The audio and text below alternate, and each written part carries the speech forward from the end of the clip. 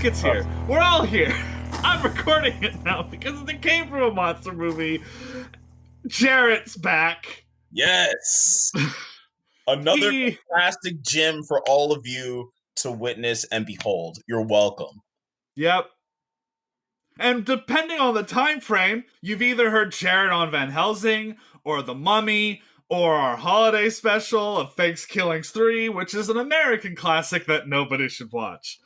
Watch that movie. It is No, tough time. I think Biscuit, I invited you to that, and I think you missed out, and you lucked out big time. Did I? Okay.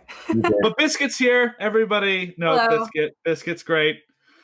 Technically the three of you, because Brandon's here too, and you're all like pretty much co-hosts at this point with the amount of times you've been on the show. Brandon's last time was Sharknado. I'm sure that's out by now. Wait, which Sharknado? The first one. The first fucking original. That's we had a guy who was on it, and he was great. And I feel bad, but I'm just still in my rage, so I don't know anyone's names but my guests. We're here because Jarrett gave me money, and we're watching a Chinese monster movie. I'm not going to be blunt because I was like, I think because I just knew it was about the white snake legend, which is a Chinese myth, and I thought we were watching the new animated adaptation because I was like, that looks fun. And then Jarrett decided to do the 2011 Sorcerer and the Whitesnake film. Yep. Which, Biscuit, I think I gave you the summary. Who did I give the summary to? Can you read the summary, please? Of course. A master monk tries to protect a naive young physician from a 1,000-year-old snake demon. A contest of psychic powers results in mayhem. So, if I'm translating this correctly, Jet Li is cock-blocking a dude, or preventing a dude from getting his bones on with a white snake she-demon.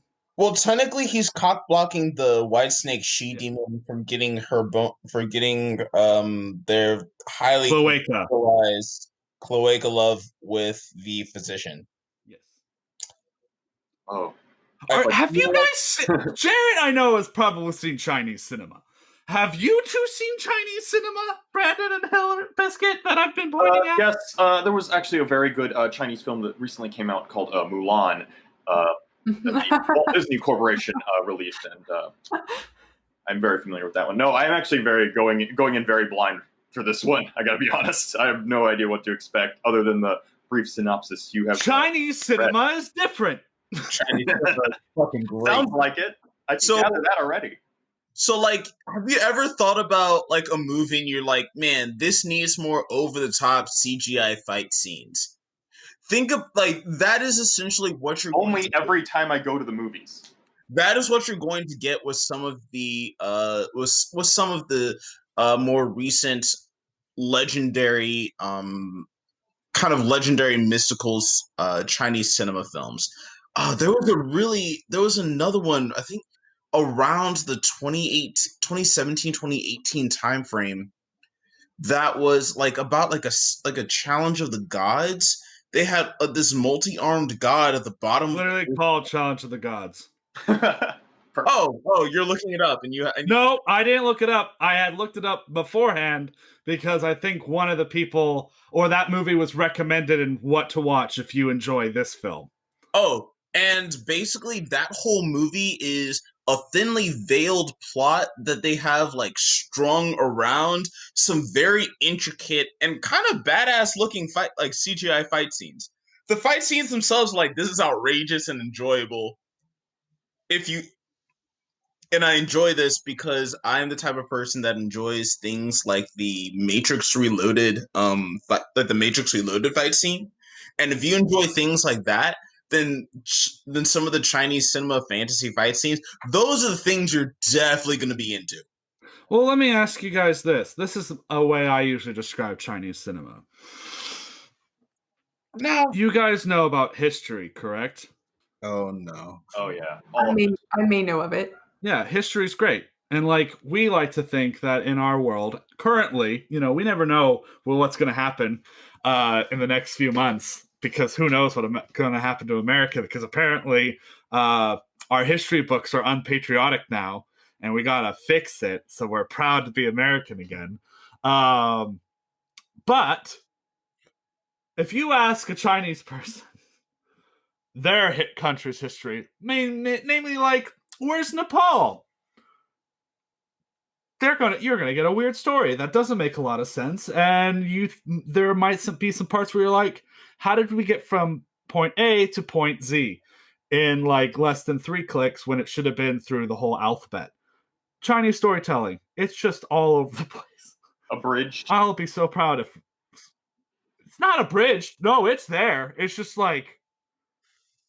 So, time out. I feel like that's not necessarily like true to all Chinese storytelling. So there are some of them are good. Journey to the West is good, otherwise known as Dragon Ball.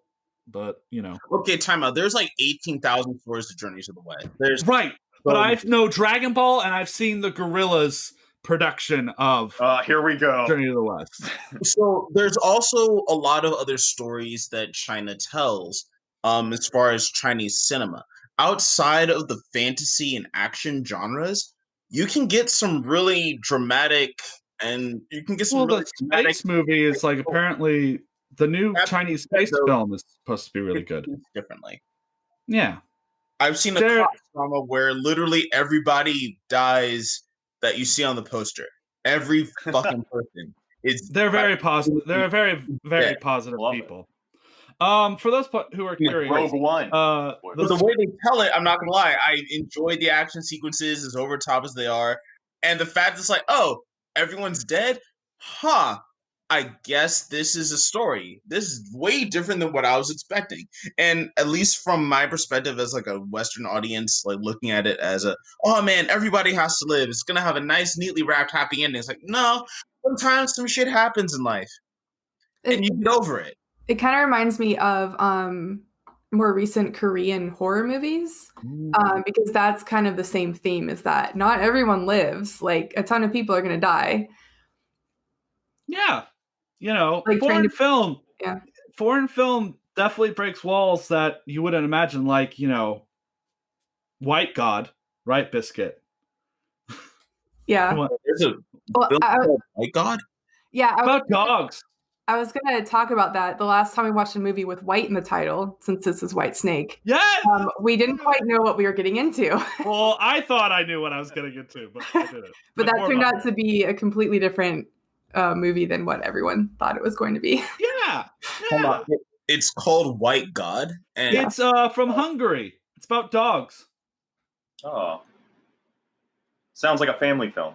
They advertise it like Rise of the Planet of the Apes, but instead what it is, it's like a penguin movie where you're like, oh yeah, penguin movies are great because penguins live such a sweet life. They do not. They live a horrible, danger-filled life of leopard seals and just drowning.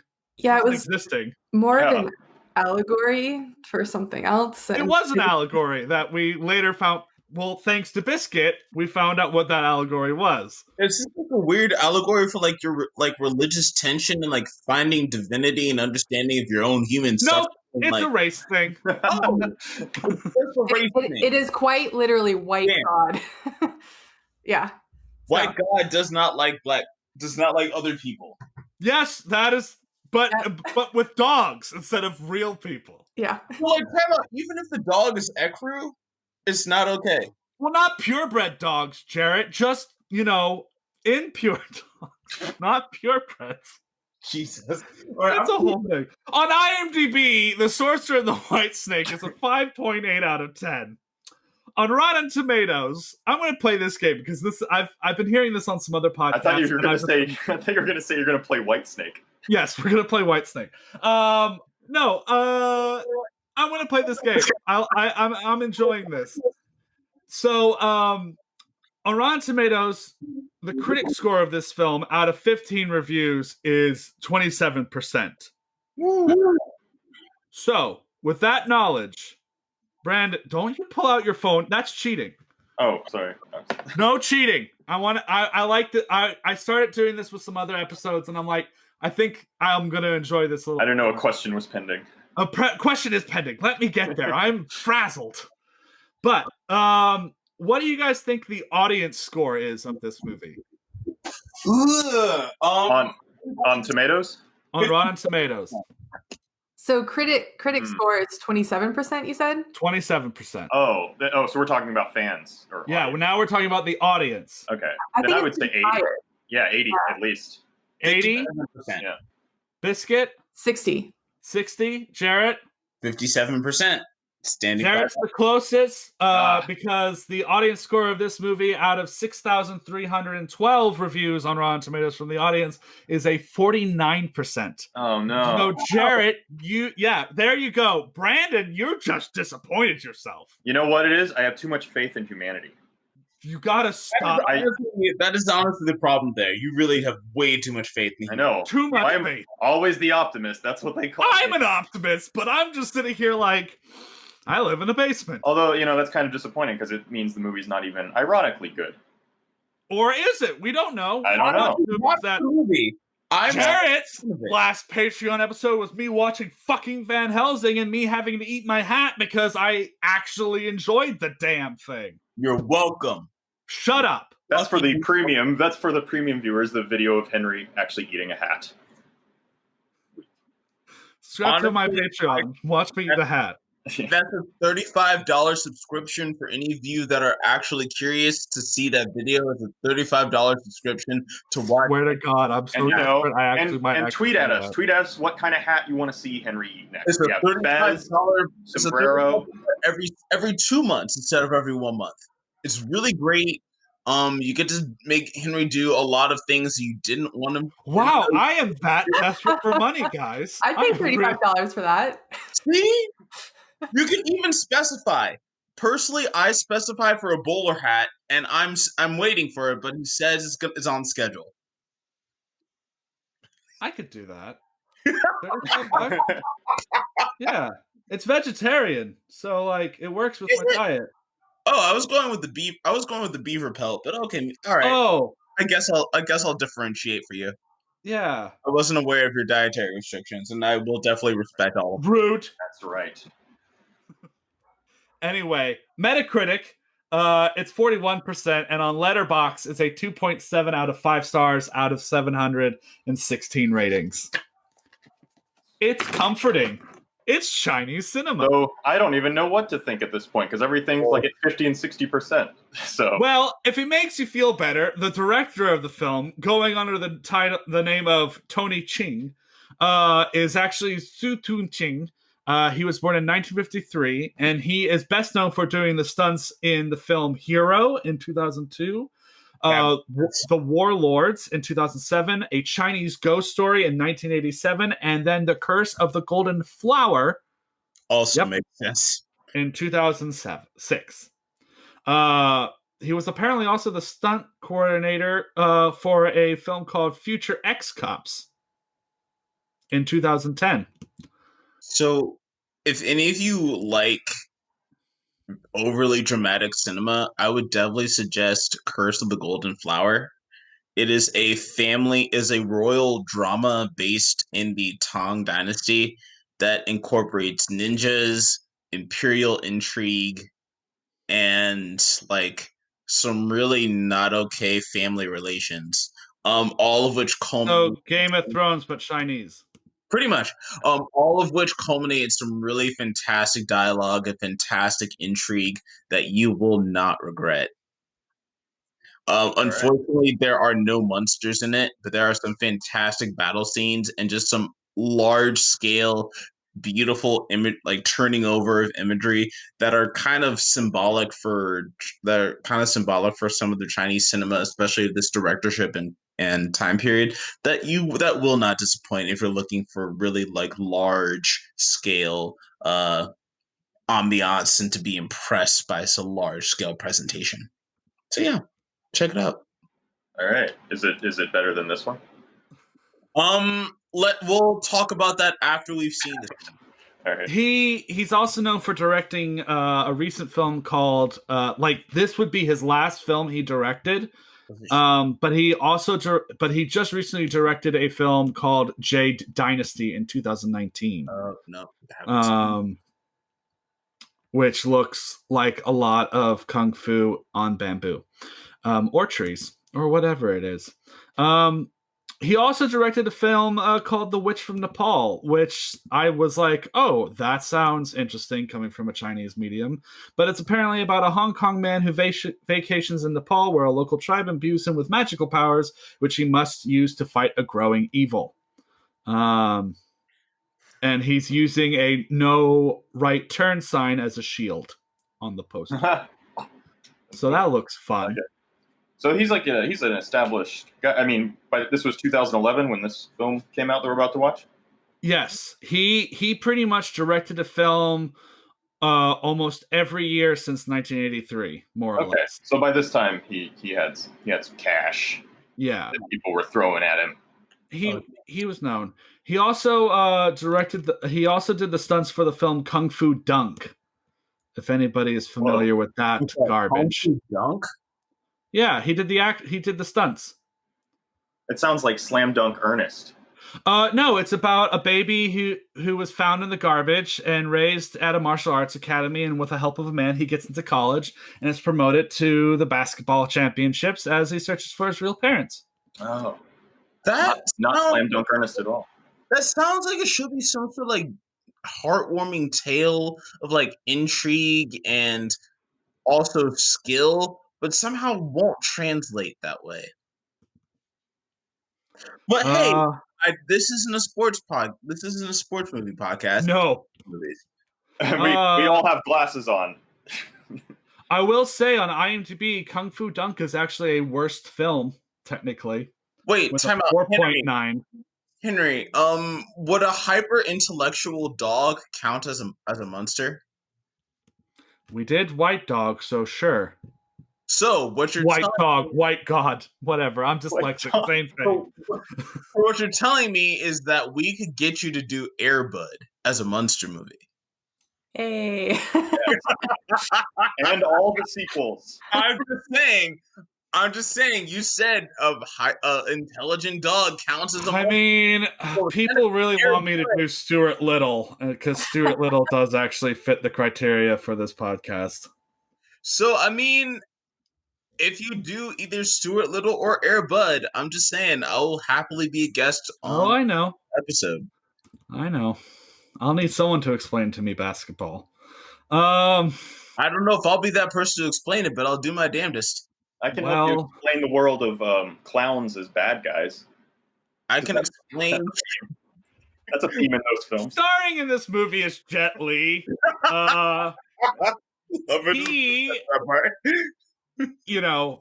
He's famous. We all know Jet Li.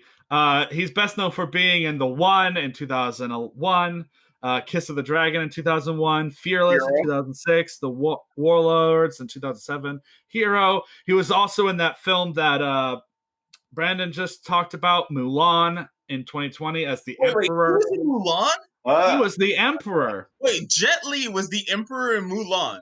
Yes, in the new one, not the old one. Not the proper one. Are you really? That's what it says here on his IMDb. I'm looking it up on IMDb right now. He's also in the Expendables. Yeah. If anybody remembers that. He did not do a very good job as the Emperor, I didn't think. And I haven't seen the movie. I've only seen clips, but that was a critique of him that very well. Let's be interested to see how this compares. I just really like the fact that Mulan, the people of Mulan were like, okay, well, China didn't like our portrayal of Mushu, so let's not put in Mushu and make it more real.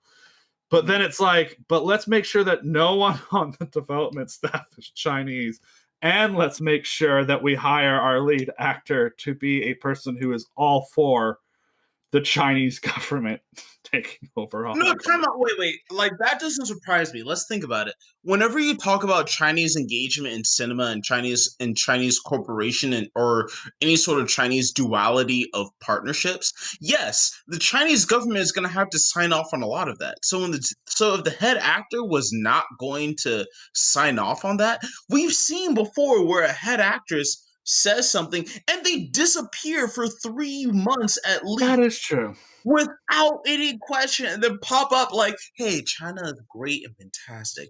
So So, like, I feel like if we're under any illusion that China's gonna automatically allow for suspicion, or there are any of the actors and directors to allow for suspicion, then we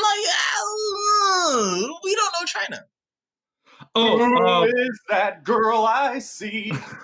She's a Chinese Communist Party supporter. Like, Me. I also forgot to mention that Jet Li is also is the Emperor in The Mummy: Tomb of the Dragon Emperor in 2008, and then he's in all the Expendable films. As I totally forgot how awful his character name is in the Expendables. Does anyone remember? No, I do not. Lee. It's Yin Yang. Oh no. Oh my.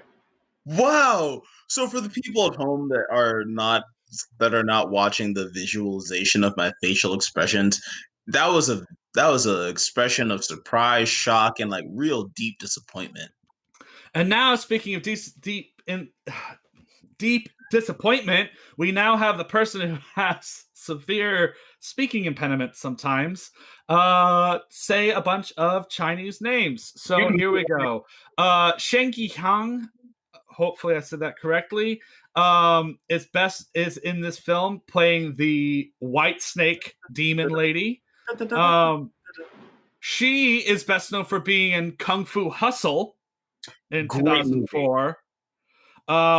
She was also in the Disney film Race to Witch Mountain with Dwayne "The Rock" Johnson. Holy shit. Oh yeah. As Shira the UFO Huntress in 2009. How could you say no to that part? Honestly, that should be your title, Biscuit, on your show. That sounds cool. I would take that title. The UFO Huntress. Like on a business card?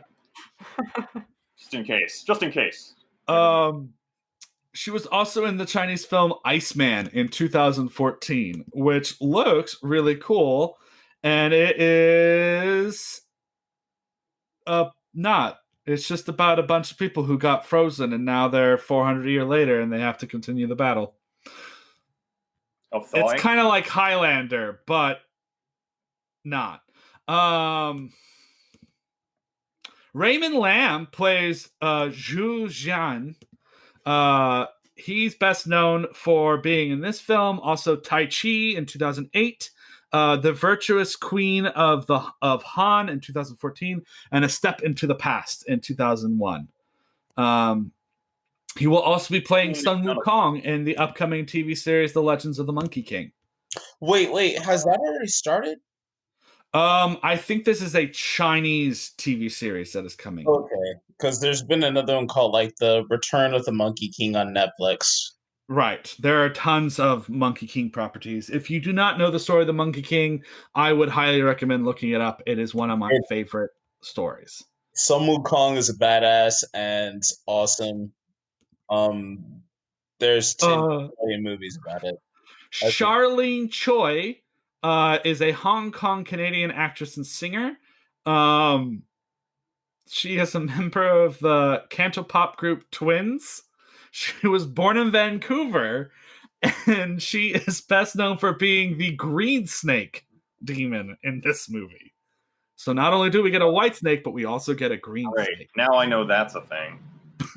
Now you know it. It's really well played. I do like the white and green snake dynamic. She's best known for The Twins Effect in 2003, Sarah in 2014, Guanyat Cham, Tin Hao in 2003, and Diary in 2006. She is also currently in a film that is in post-production right now called Detectives versus Sleuths. Whoa. Okay. which is actually looks kind of badass. When Hong Kong is rocked by multiple gruesome murders, the police form a task force to investigate. A brilliant detective who suffers a mental breakdown begins his own investigation. Eventually, the police learn the murderer victims are suspects of cold cases that are being rubbed up by a figure known as the Sleuth. So pretty much it sounds like Monk, but like if Monk became a serial killer instead of afraid of everything.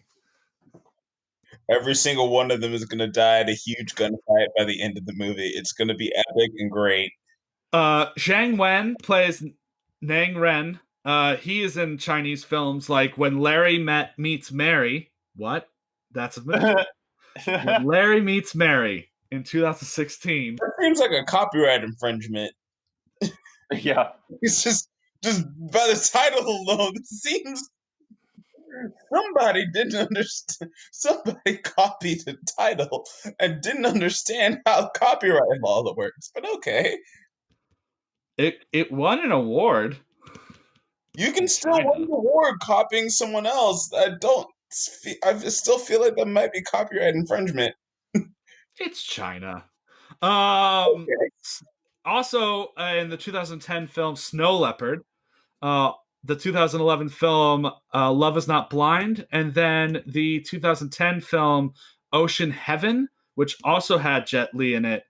And apparently it is a movie that explores the subject of parental love and autism in kids. Oh. No That's a ninjas. twist.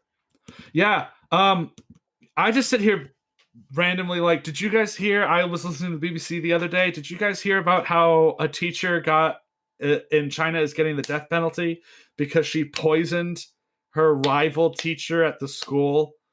But the poison accidentally also went into the kids' meals, so that's why she's getting the death penalty.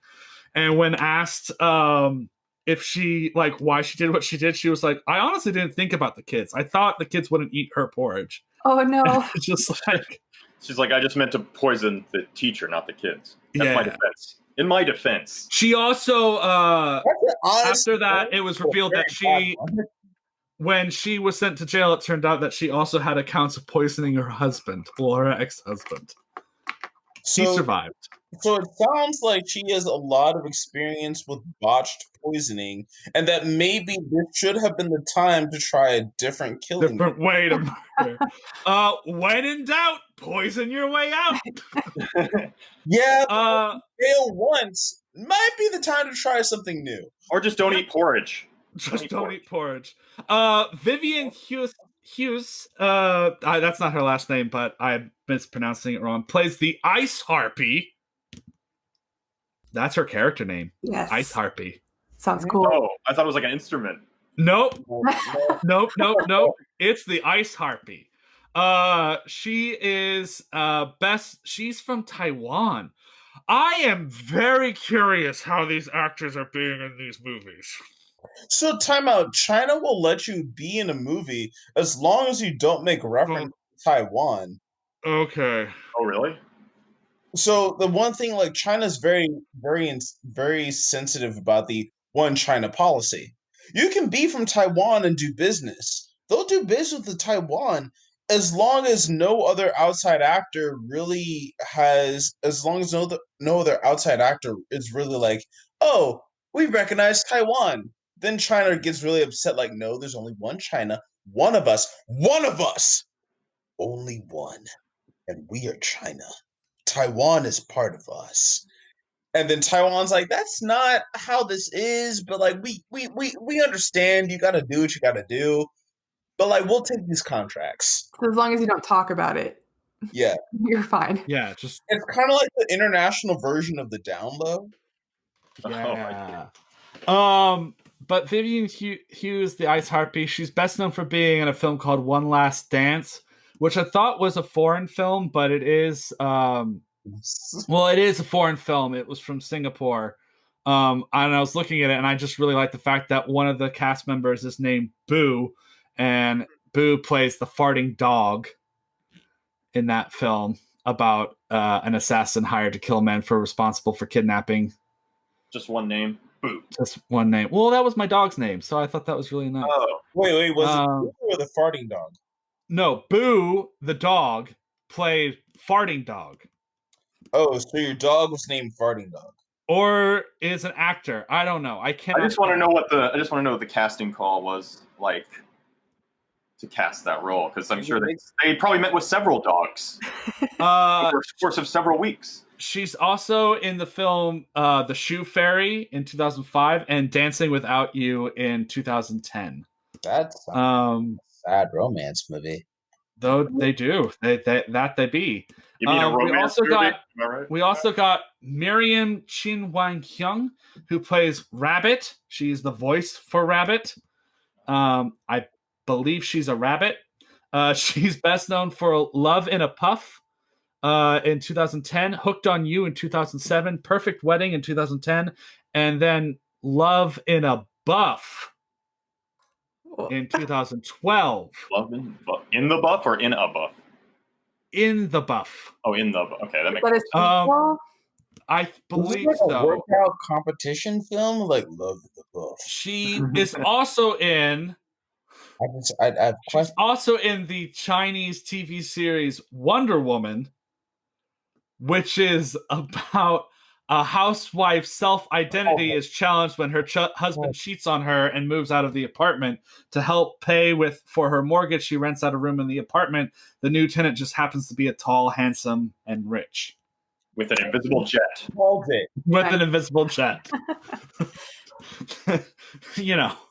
Because I was like, oh, cool. Maybe they're making a new Wonder Woman series. I'm like, nope. It's something completely different. I guarantee you that shit now. Oh, housewife, new tenant. Got it. All right. Kar Ying-yaw plays the mysterious herbalist. He's best known From Beijing with Love in 1994, Summer Snow in 1995, Forbidden City Cop in 1996. And A Chinese Odyssey Part 1, Pandora's Box in 1995. I have some movies to watch. I have so many movies to watch now. And then we've got Suet Lam playing the voice of... Repeat that name one more time. What was that? The Chinese Odyssey, Pandora's Box, Part what? Chinese Odyssey... A Chinese Odyssey Part 1, Pandora's Box.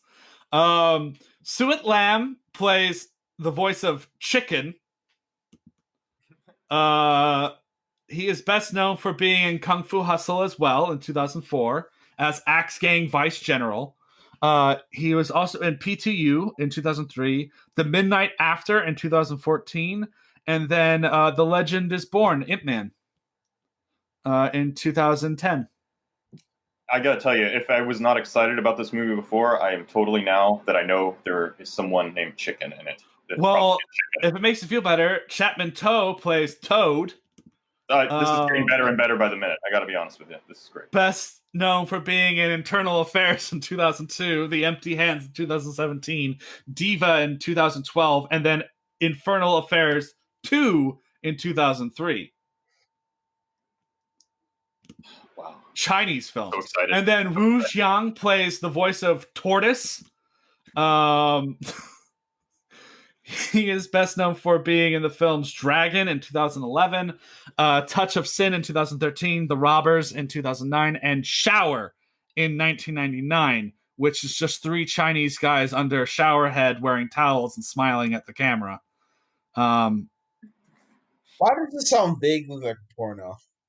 A young, wealthy businessman's icy attitude towards his working-class background is about to be thawed as he is forced to reconnect with his elderly father and mentally challenged younger brother, who together run a public bathhouse.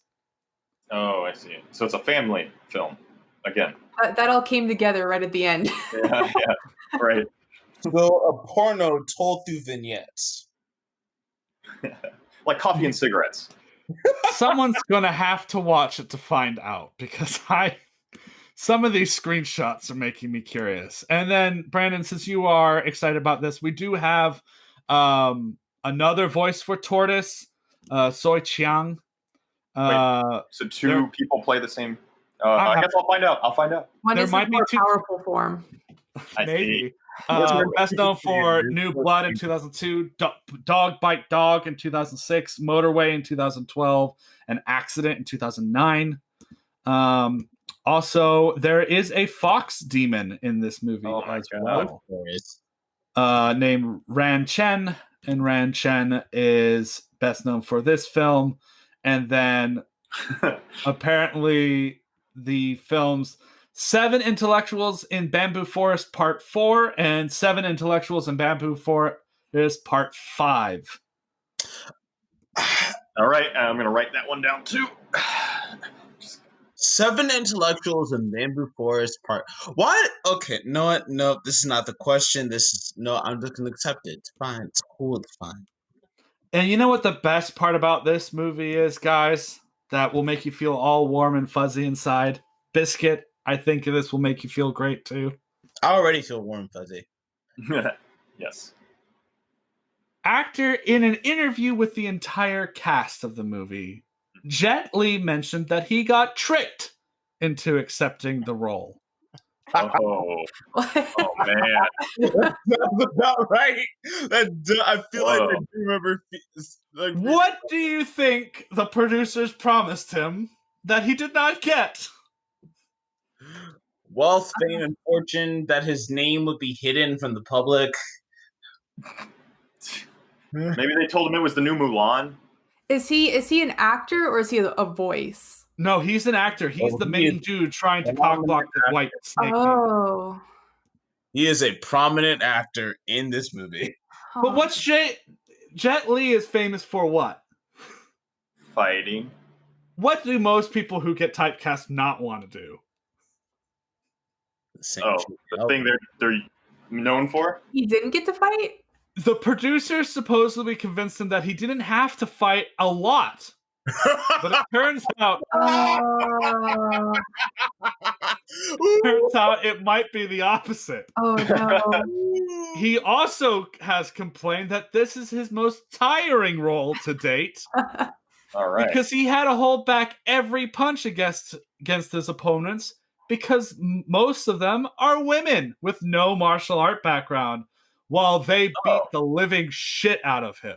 Yep. Wow. Okay. All right. Great. Cool. Pretty much, Jet Li it came from a monster movie last minute guest cast. Wow. So this whole movie is just founded There's on enough red flags to get you to Everest and back. bedrock. Yeah, it's a bedrock of mistrust. There's Throughout the that entire- bubble tea? Do you have bubble tea? Oh, Yes. I love some bubble tea. But let's just do a quick check-in before we start watching this wonderful achievement of cinema that Jarrett's paid me money for. Brandon, how's it going with Crypta Season 2? Oh, awesome. We're actually in the middle of recording right now. I say recording. Everyone's... Yeah, I was about to be like, I sent in my lines already, bud. Yeah. One Henry Winston sent in his lines already. And we're getting everyone else is coming in. We just got Lori Beth Dimberg from all that. She's going to be helping us out with a voice. It is amazing some of the people you got. And then Danny Tamborelli, also from all that, and Pete and Pete. And he's coming in this season, as well as our regulars, like Henry Zabrowski and Ed Larson. And Yeah. me! You! That person! Everybody knows Brandon! But yeah, we're hoping to edit that and get it out, the second season out too. Yeah, no, that will be soon. fun. You guys will get to hear my first voice acting role. Right. I really laid it on thick. That was my direction. Biscuit, how are things on your end? They're going well. Yep. Doing Twitch, conspiracy podcast, all of that's still up and running. What are you playing right now? I mean, not that it matters because who knows when this will come out, but what game are we doing this time round? Because I haven't been able to catch your Twitch streams of late. Yeah, so right now it's a game called Yuppie Psycho, which is a 8-bit style. I'm sure you guys are familiar with the cubicle movies of the 90s. Mm-hmm. It's kind of that theme, except the main character finds out he has to hunt a witch that has embedded herself into this huge corporate building. So it's pretty fun. It's cool. Oh, nice. Oh, I like that. Yeah. I suddenly now want to play Dilbert. Dilbert. You guys remember that? It sounds like Dilbert with a lot more paranormal, magical references. Oh man, the copy didn't scan. I guess we need to do an exorcism. That definitely was such a 90s thing too, the whole Office thing, like you were saying. Mm-hmm. Yeah. It's just like I remember that actively growing up being like, okay, whatever I do when I grow up, I shouldn't work in an office because that's what TV is telling me is like the worst thing you can ever do. It is. Yeah. Well, that now with thousands out of trouble. Right. Yeah, they were right. Yeah, there are a lot of informational videos that I've been watching on YouTube, but I forgot the person who does them. He examines videos from different decades and kind of explains what was going on in the decade to produce movies, like popular movies. And so the 90s has a really interesting kind of like, there wasn't a lot going on and people got, tired of their mundane cubicle jobs. And that was the whole theme. So it's cool. Yeah, it's a very prevalent archetype. Yeah. There's a lot. History's fun when you look back on it. It's like hindsight's 2020. Cannot wait till if I live to a ripe old age, what it's going to be like talking about this time period. That expression's not going to mean the same thing anymore. Hindsight's 2020. Yeah. Nope. So hindsight is fucked up as all hell, and you shouldn't trust it. Hindsight's 2020. Too soon. No one talks about 2020. Everything bad happened. Jarrett, how are you doing? So my master's degree classes started up this week. I'm taking classes in global economics and managerial strategy. So no wonder why you're trying to brown nose China on this podcast. Oh, no wonder. Oh, I remember my time in China for a semester abroad. I enjoyed it. You did go to China. I did. I was like, Jarrett went to China. I've been to many places in my life. You have.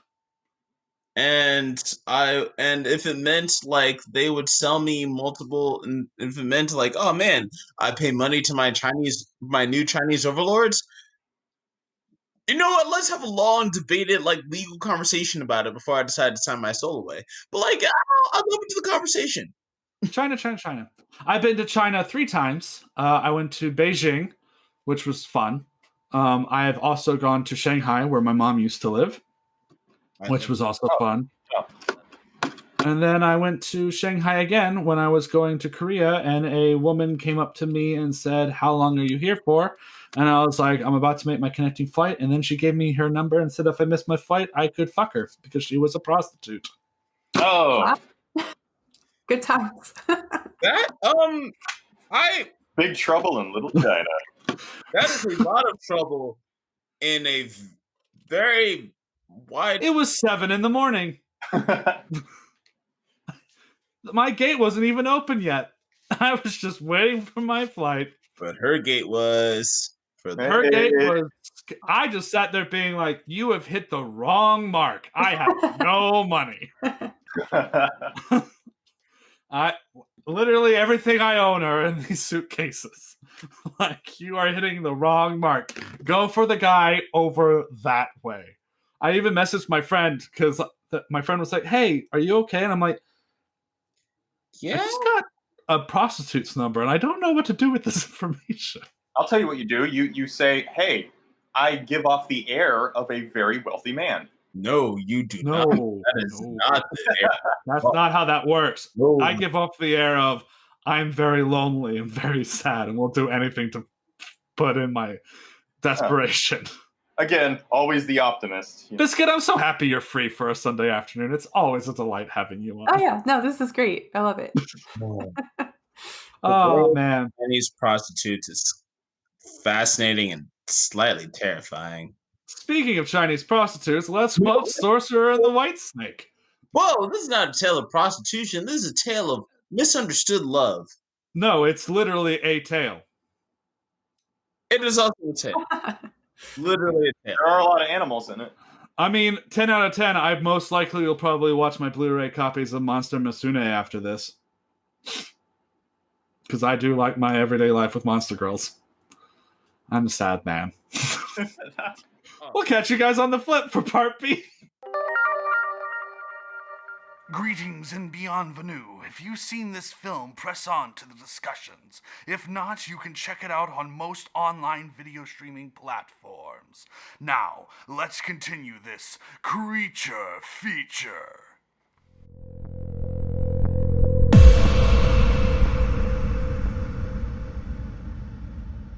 Hey guys, it's Henry the host. I'm just here to give you guys this really cool reminder that right now on Kickstarter, there is a new project that you can fund called the Kaiju Ramen Magazine.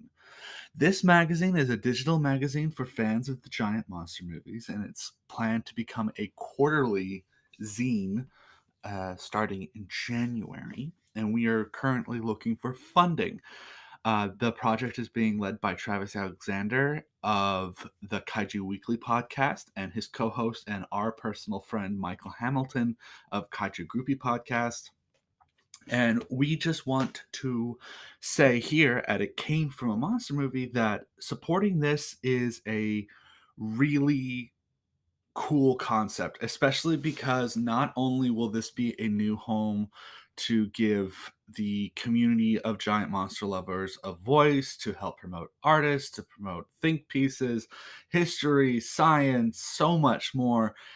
Kaiju Ramen will also be the literary home of the upcoming project that I, Henry the host, will be working on in 2021 of Apex, the original Giant Monster series that I have been working on for the past decade. This series, while the series will be a audio drama, it will also have adaptations of the script as a special exclusive piece in upcoming issues of the project. And in fact, if you subscribed to Kaiju Ramen now, you will be able to get an exclusive interview that Michael did with me exploring Apex and what is to come. This will also help us bring more light to Apex and will be able to help us get more support as the audio drama continues its creation. So if you want to help support us, just go to Kickstarter and search the project Kaiju Ramen Magazine by Travis Alexander. There are a lot of really cool tiers. You could pledge without reward. You could pledge for $6 to get a digital copy. You could pledge for $10 with an early digital copy, as well as a thank you in the magazine itself. $20 gets you a poster and sticker. $30 gets you a 1-year subscription of the digital magazine, and then $50 will get you not only a printed copy of the first issue of the magazine, but a yearly subscription of the magazine, a digital copy early in PDF form, a thank you, a magazine, and a poster. And it will be noted that the poster will be done by the artist Tanner Wright, and the sticker you will get is done by none other than our good friend Lisa Nafsinger. So what are you guys waiting for? Do you want to be a positive change in the giant monster community? Then go out and support Kaiju Ramen, the magazine. This is Henry the host. Thank you so much. Continue enjoying our content this month. Also, the Kickstarter ends on January 1st. Hey!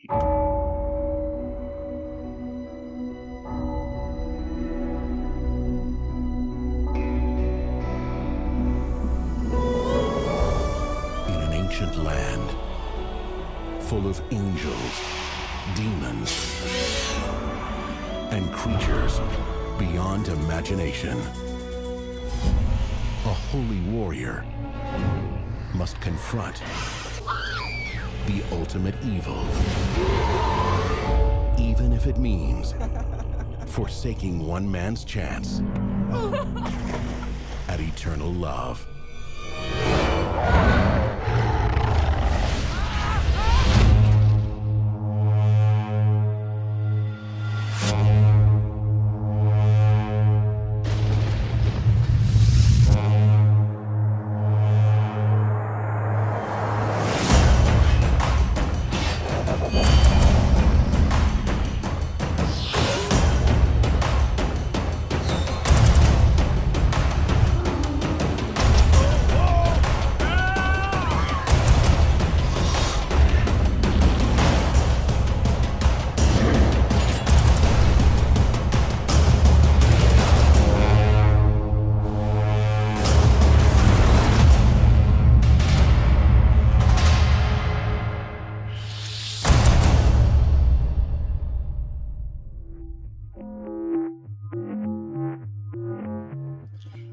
Hey guys, it's Henry the host. Once again, this is a Patreon episode. That's right. Henry the host in part A has already announced to you guys, the listeners, who actually sponsored this episode today. And you can join in the fun that we're having here on It Came From a Monster Movie as well by subscribing to our Patreon. For now on, because it seems like the world will forever be on fire for quite a bit longer, any tier level gets you your own episodes. We have $1 tiers, $3 tiers, $5 tiers, $10 tiers, and furthermore, we have even more good news.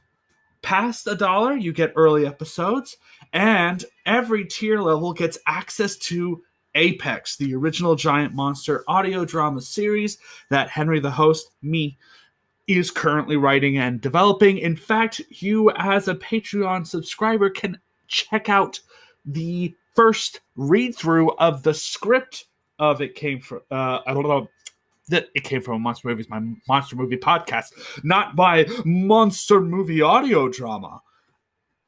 But it's really cool. And the Patreon really goes a lot far for us here at It Came From a Monster Movie. It helps me, Henry, survive, for one. Two, it also helps Zach out because I'm able to compensate for Zach's work as an editor. And just the more the merrier. There's a lot of really cool things you can get. Early episodes, get your own episodes every 3 months. As a thank you for continuing your subscription, you get a movie credit, which means that you get another episode. If you increase your level on Patreon, you get more episodes. You get Apex field guides, you get drawing exclusives, and if we get more and more patrons, we'll be able to do more and more really cool stuff that will make your 2021 really cool. 2021. I can't count.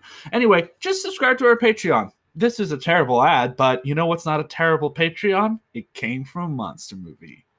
$1, $3, $5, $10, and more can be yours for Apex News, for It Came From a Monster Movie, and you can also be on the podcast. So yeah, I think I've talked enough.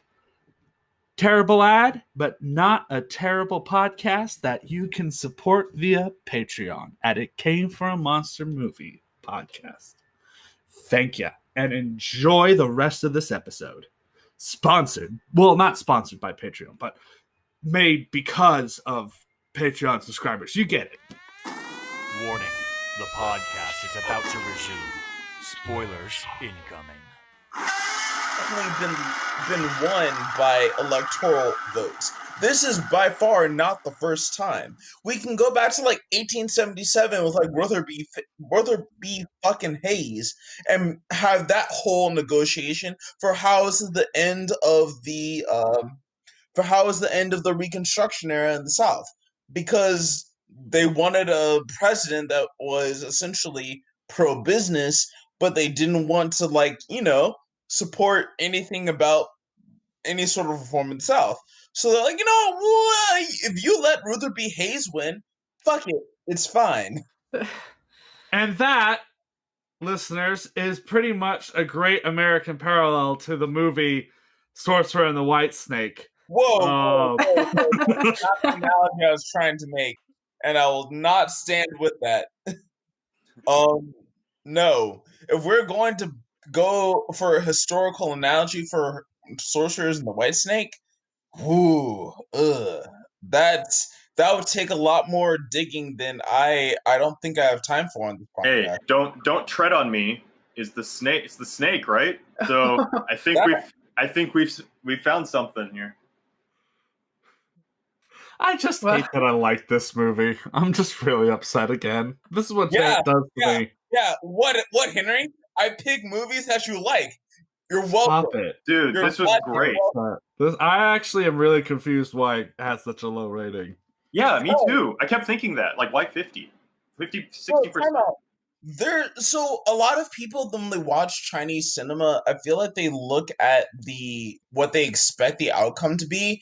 They expect it to be something happy and hopeful, and then they see the ending and they're like, "Oh, so the Bat Demon doesn't have anything. Jet Li's character is just a fucking monk that is okay with this, and the other dude doesn't get their wife back. Oh shit, this is actually not this is like a things have consequences."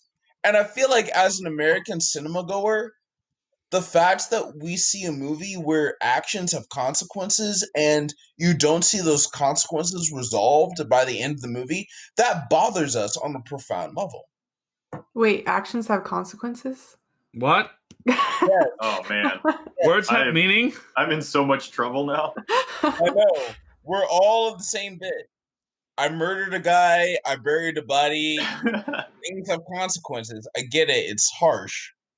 No, I mean, yeah, this completely did not follow any sort of conventions that we have here in the United States. I don't know. Making. Talking animals is a pretty big. I am actually amazed that Disney's clutches have not gone into this myth. There were some parallels. There's a lot of dead parents. Mm-hmm. What? Lots of dead parents. Were there lots of dead parents? You can imply that.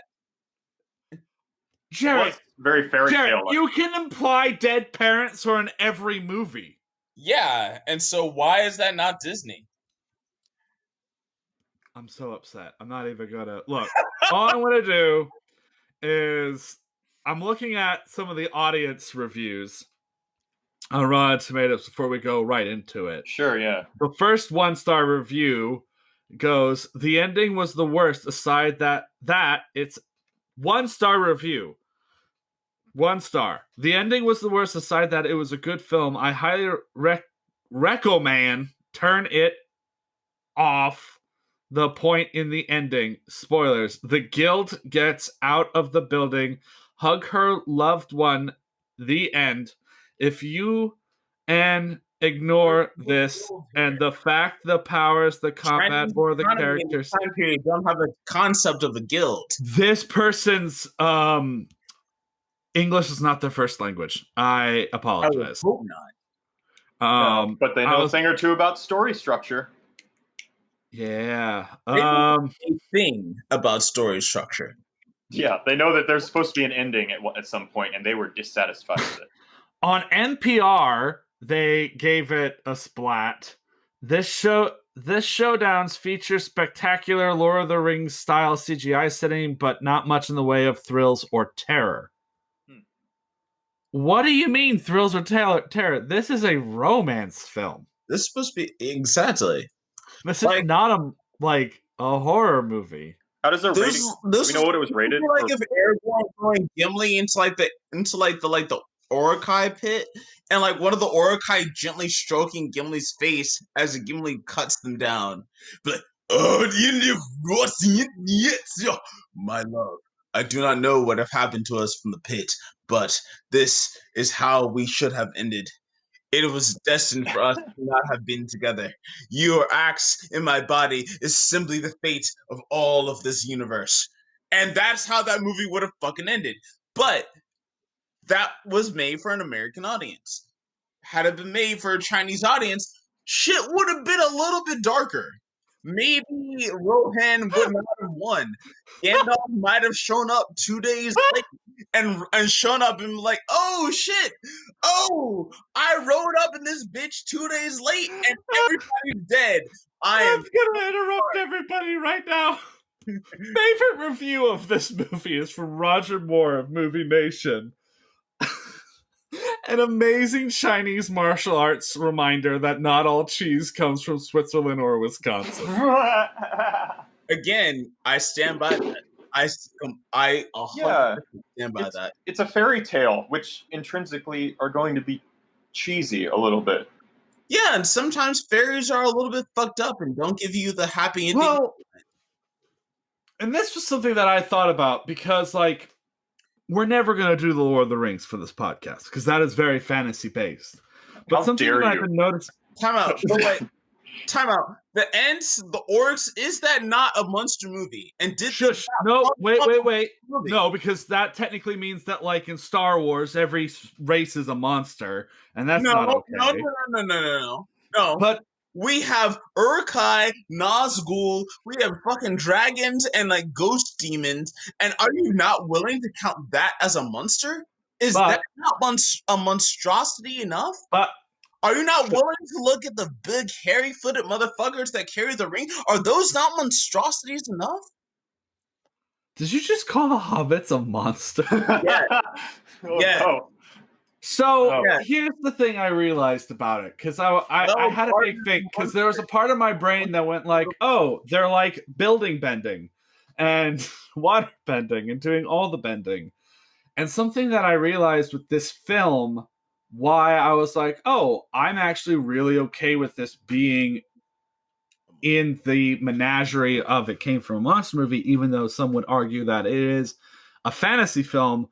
It is. Wait for it.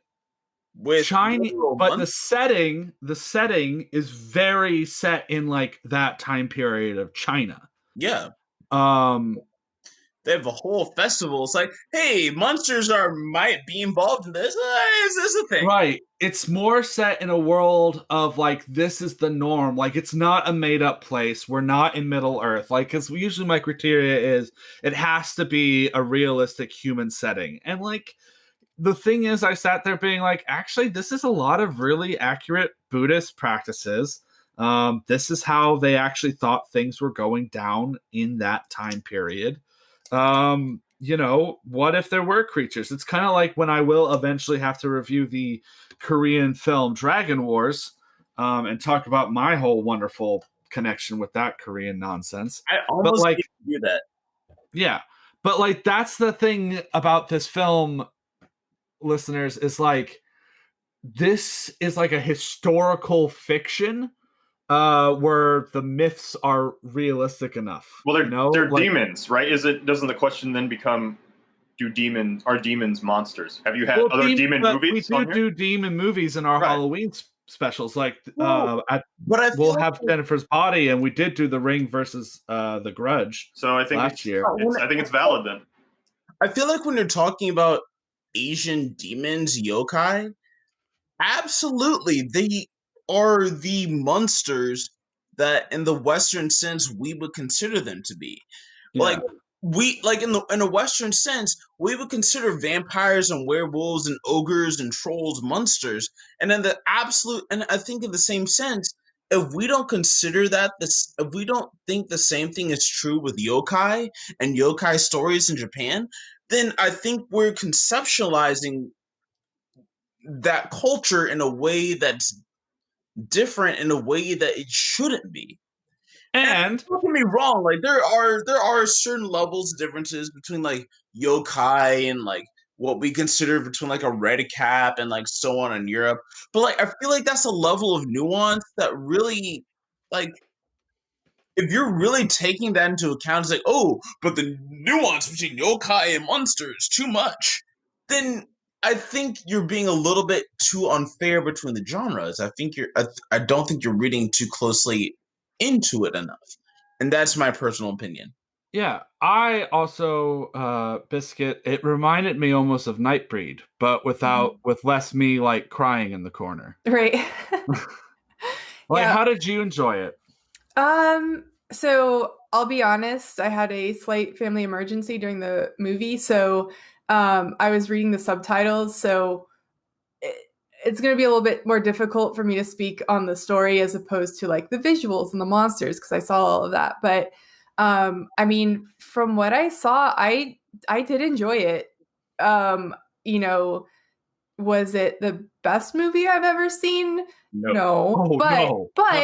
But I think it was a lot of fun, and I think that there were a lot of good concepts, both visually with the monsters. Like there was some really cool stuff in the movie. So I personally thought it was, I enjoyed it. So might this be another one that you didn't think you would enjoy, but you do? Stop it. Yes, Jarrett, we get it. Blah, blah, blah. I'm just saying, maybe we'll be in talks for you to be season 3 co-host. Whatever. maybe just maybe I should be suggesting movies. I'm just saying, maybe.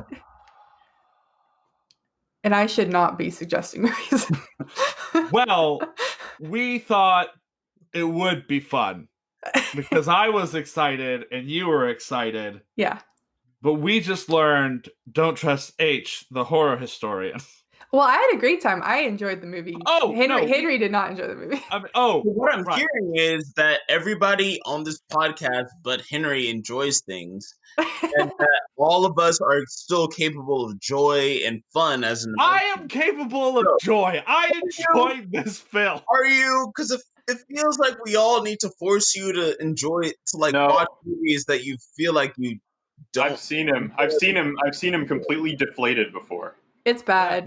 This is way better. This is an improvement from the last 2 times. Jared, I was on the Thanksgiving 3. Right, Thanksgiving 3 was Thanksgiving was a godless that might be proof. That might be evidence to why I'm an atheist and why God doesn't exist. No loving creator should ever allow its beings to create a soul-sucking movie like that. But hey, God didn't create it. It just became one of the most funded movie projects on Kickstarter. And man is a flawed creature. So clearly that was the lesson that I learned with Thanksgivings 3. However, with this movie, hey, sometimes you learn something from other cultures that you don't expect to enjoy. Isn't that right, Henry? Yes. As a person who lived in Korea for 5 years and experienced other cultures and learned to appreciate it, and now I've realized that American culture is kind of bullshit. But see, great. Also, I'm amazed not more people I know who are in the persuasion of let's get freaky with girl on top, snake on bottom, don't know this movie more. How many people do you know that? Yeah, I was gonna say that genre. That is a really niche. See, maybe for those 15 people Biscuit might know this. Jared, I'm amazed you don't know this, but there has been a trend to a Wake-up community. I'm sorry. There is a trend in anime that has slowly but started to evolve, known as the monster girl genre, and clearly not there. And usually in monster girl genre animes, the main lead is a Lamia, a half human, half snake person. Sounds about right, with Lamia being a typical Middle Eastern demon for that. Yep. And they are always adorable. And apparently their tails are sensitive. Not octopus? Okay, so let me... Oh, there's an octopus lady, too. I have the field books. I have the field guide. The art's nice. So don't read it. The reading makes me feel really awkward to own them. They're not. They're definitely written from a male perspective. Really? Yeah. So having need more representation in that genre. I can tell you at least from depending on the reptiles they're working with. If there's the Mothman one. And I'm gonna let that one up to you, Brandon. But as far as reptiles and sensitivity of tails go, if you are dealing with a reptilian creature and they are, let's say, constrictor, where they are constricting and crushing the shit out of their prey, then yeah, their tails, they can feel that shit and they can absolutely act on it. Any zookeeper will tell you, if you grab a constrictor by its tail, because of the musculature in that snake's body, it is more likely to be able to reach up and bite you. Versus if it's a venomous snake, for example, a rattlesnake or a cobra, if you grab it by the end of its tail, because it doesn't have the evolutionary musculature to do all of those flexible shit, it won't be able to be like, oh man, Okusai, I feel this at the end of my tail. No, that's not what that creature is going to say. It's going to be like, oh shit, I can't reach you. God damn it, put my tail down. Or I swear to God, when I do reach you, I will venomate you and you will never feel anything again in your fucking life. I like how we're talking about the legitimacy of monster girl tail sensitivity. Poisonous versus unpoisonous. Right. In the first episode of Everyday Life with Monster Girls, they actually do go to a lingerie shop, and the Lamia does have a panty piece.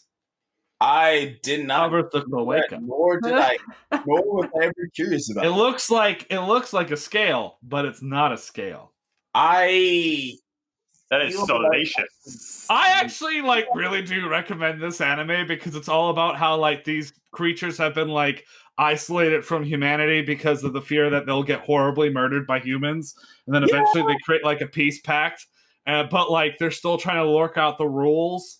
So there's a lot of talks about racism and lots of other interesting aspects of cultural trying to learn to appreciate other cultures and stuff. But then it also follows harem anime traits, and I'm quite sure it's one of the reasons why I was I guess I'm pan because I'm into some of these people, but I fucking hate the centaur.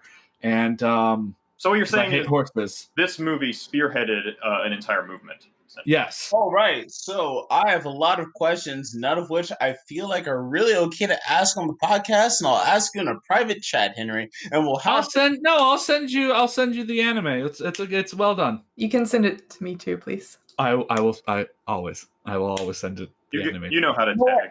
You know what? Never mind. If we have two people on the podcast asking about this, you know what? Fuck it. We might as well discuss it. Wait, give me 1 second, guys. Jarrett, so practice your co-hosting skills. Why don't you talk about story? All right. So when we're talking about the story of this, I think that it divulges away from the original story quite a bit, but it tells a unique story in and of itself that is fair enough to watch on its own.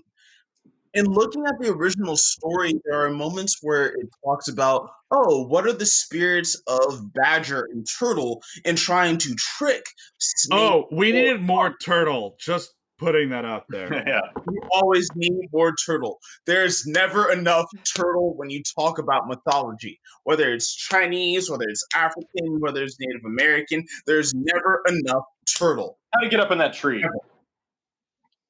Turtles don't climb trees. And that's the point. I don't believe anything in this movie. And that's the point. Turtles don't need to. Turtles are the slow, wise, curmudgeon-y ass spirit, and they're yes, maybe you shouldn't. But if you do, you might want to take this thing with you. We'll see how that goes. Foo, foo, foo, foo, foo, foo, foo, foo, foo. In the background. That might be Turtle. Or Jackal, depending on where you're coming from. It kind of reminded me of Ferngully. Yeah! In terms of story, girl, because and the snakes were the different colors. They kind of look like the fairies in Ferngully flying, and then the girl falling in love with the guy who's working on the forest. Turned into a devastating flood, though. That's the only thing, though. Right. Oh, check it out. Turns out in the Monster Girl Encyclopedia, there actually is the entry for the white snake. Oh. See, I like the art. The art's really cool. Okay, that is... I buy it for the art. I do buy it for the art. Because if you read it, then it goes... read the entry.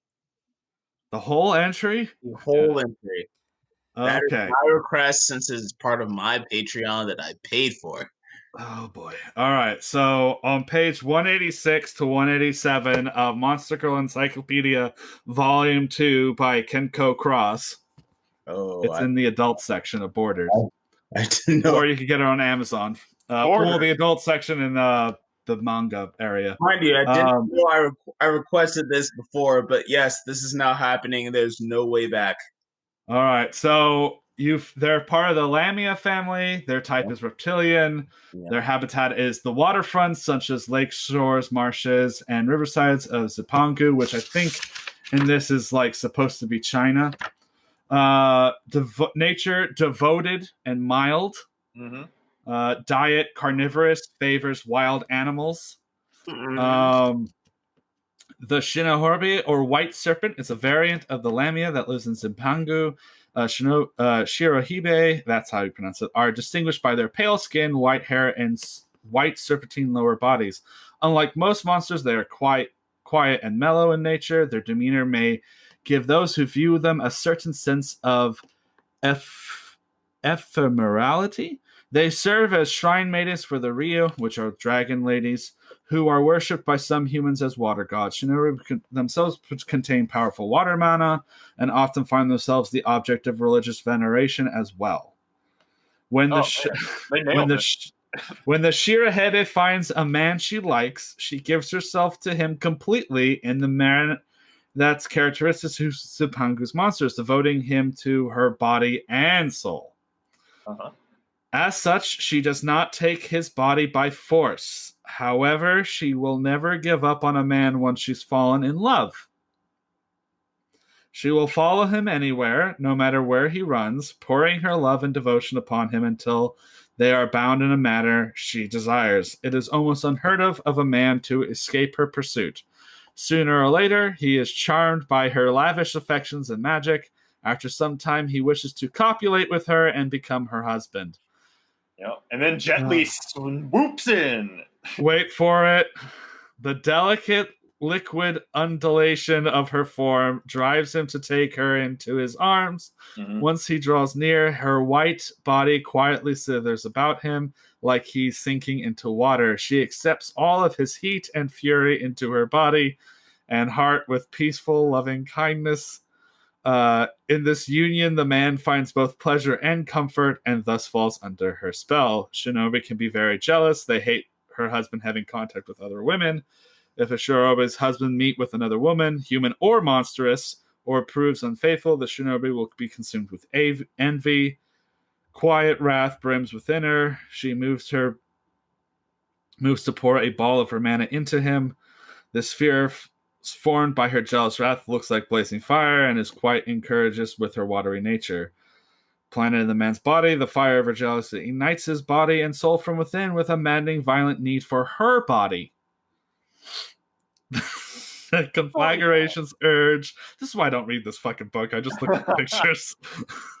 The conflagration's urges cannot be satisfied by any other woman, monstrous or human. Only the coils of her body, full of water mana, and her sex can quell it.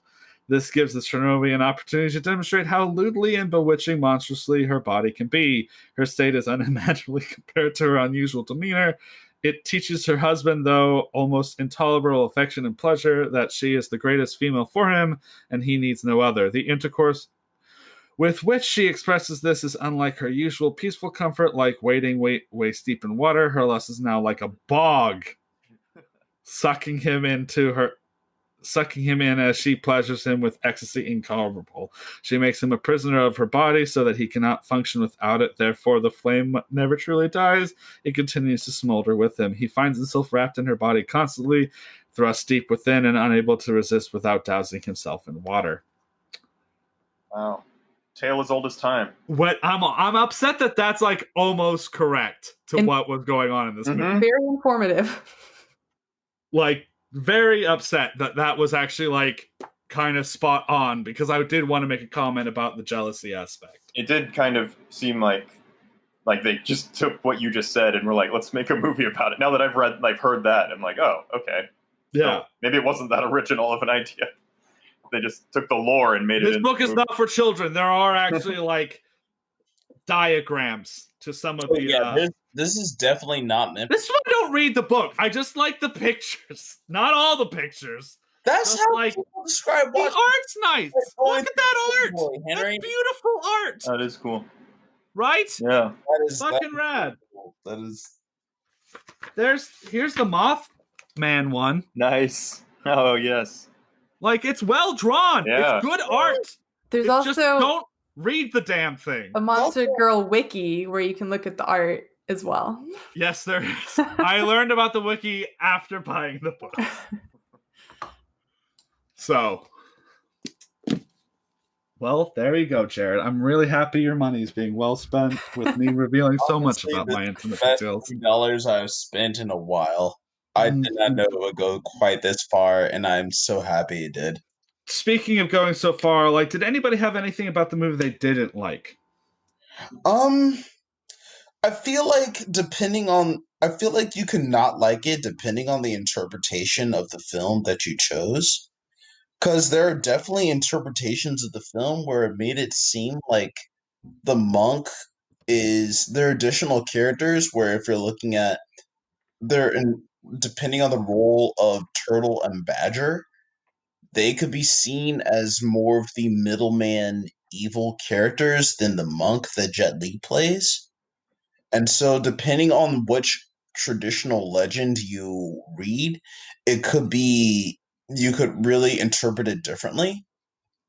But other than that, I was fairly impressed. You had the giant animated fight between Green Snake and White Snake. You had a really interesting love story going on that you really don't see in a monster movie all that often. Other than that, like yeah, I'm pretty happy about it. I have a question to pose because it was a little bit difficult for me to um, figure it out with being a little bit distracted. But obviously, there were the side stories of the Bat Monk and Green Snake and these things. Um, do you guys feel like they contributed to the movie, or were those side stories like too involved? Like, was there too much going on between the side stories and the main story? Those side stories did not contribute, and it was kind of sad to watch that at the end. Like, Okay. oh, you're a demon now. I'm sorry. Goodbye. It was hard for Ooh, me to gauge it, so I wasn't sure how you guys felt about it. that's how I I gauged it. I actually liked the side story because it kind of was something that you don't usually see in these like hopeless romantic stories where you kind of get like the two usually friend characters being like, Timon and Pumbaa, where it's like, I can see what's happening. They don't have a clue. And now our trio's down to two. But it's like one of the things that I really liked was the fact that the Green Snake storyline, she was so curious why her sister was so into this. And she just was playing along because she like loves her sister. And then, she and the monk who turns into the bat demon start having like a kind of relationship in their own. And what I like is the fact that she learns that like, because she wants, like, she's like, I want a best friend. Like, I want to know what that emotion is like. But then when she realizes that like in extreme cases the consequences could literally be like you're locked up in a tower for all eternity to repent your sins to the Buddha, it's like it's not even worth my time. I don't want to go through that pain. And I thought that was very like fascinating to me. Did it need to be in the movie? Not really, but I did like I like that. I think it got enough attention for it to like make sense if that works with people. Yeah, I think it was definitely something that is a trope in romantic comedies, like you're saying. And I think that just because it was a snake and a demon doesn't make it much difference. So I feel like that was just kind of a necessary B story. Yeah. But, I mean, it was very tender and sweet, and she said she just wanted to be friends, and he ended up, I can only assume becoming a demon incel or something. But, yeah. Yikes. But I like that, like, the monk also is kind of like, oh man, maybe I have been a little bit too prejudiced with all these demons. Like, maybe not all demons. Right. It was like a tale of religious persecution and like forbidden love, and I think you have to explore it at every angle, demons and snakes and all. And I thought that was cool. Yeah. Sorry, I got distracted because my hands wanted to do something, and I ended up playing with my Optimus Prime on my desk, and now I forgot that I don't know how to transform him. Since this is Jarrett's episode, like pretty much he will get the final say with the scoring of the movie. But like for me, I actually gave story a 4 because I thought it was pretty like there are issues with this story, but that's also because I feel like if you are not familiar with Chinese cinema, it can cause maybe some problems with understanding like the flow of things, because one person could go like, when did they get married? Like, when did this happen? When did that happen?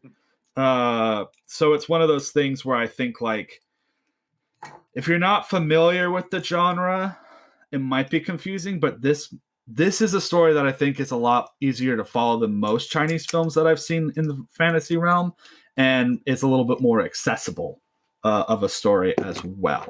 Yeah, I feel like it's been told a lot, like in different ways, the same forbidden love type of thing. Like Romeo and Juliet, but with demons and, snake ladies, monster girls. Mm-hmm. So that's how that do. Biscuit, what would you do with the score for this? I'd probably go with a 3.5. So not too far off from what you have, but I mean, like I said, overall I liked it. I actually prefer like bittersweet endings. I don't know if this would count as bittersweet. I feel like the last scene with the monk and the bat kind of like was like, maybe at some point the monk will like reach a place where he's more accepting. But so I don't know. I like the sadder endings personally. So I don't know. I thought overall the movie was pretty good. And I got a movie for you. Okay. I do like the bittersweetness of it. I'm with you with that. And then Brandon, what about yourself? This is on a scale of 5? 5 with the 0.5s. Oh. For story, I have to say, I don't know, like 3.5, just because it has been told, and it's like, there wasn't like, I mean, there was a lot of cool like visuals in it, but in terms of just story, it's all right. I mean, I feel like it's like I said, Ferngully and Pocahontas and Avatar and all these other types of movies that are kind of like it. Avatar. Anyway, how many more? 3 more, right? 3 more. 2's done, and we're working on 3. All right. Wait, time out. Henry, have you done Avatar? I'm not doing Avatar. Why? Good. Because I don't wanna. Like, is this like an abject thing, or is the fact that like nobody in your like Patreon has suggested Avatar? Look, if someone says Avatar, I guess we'll do Avatar, but I'm not in a rush to go Really? freaking Pocahontas in space. And the next level is $5 a month, right? Shots fired. Shut the fuck up, Jared. Don't you do this to me. I do not need it.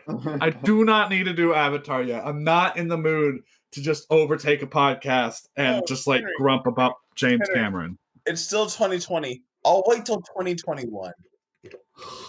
Okay. Anyway. But so you're also like 3.5, Brandon? Yeah. All right. So Jared, after you've heard our kind of scale, so I'm a 4, Brandon's a 3.5, Biscuit's a 3.5. How about you personally for the story? Because you enjoyed this film. So personally, I'm not gonna lie, I love this film.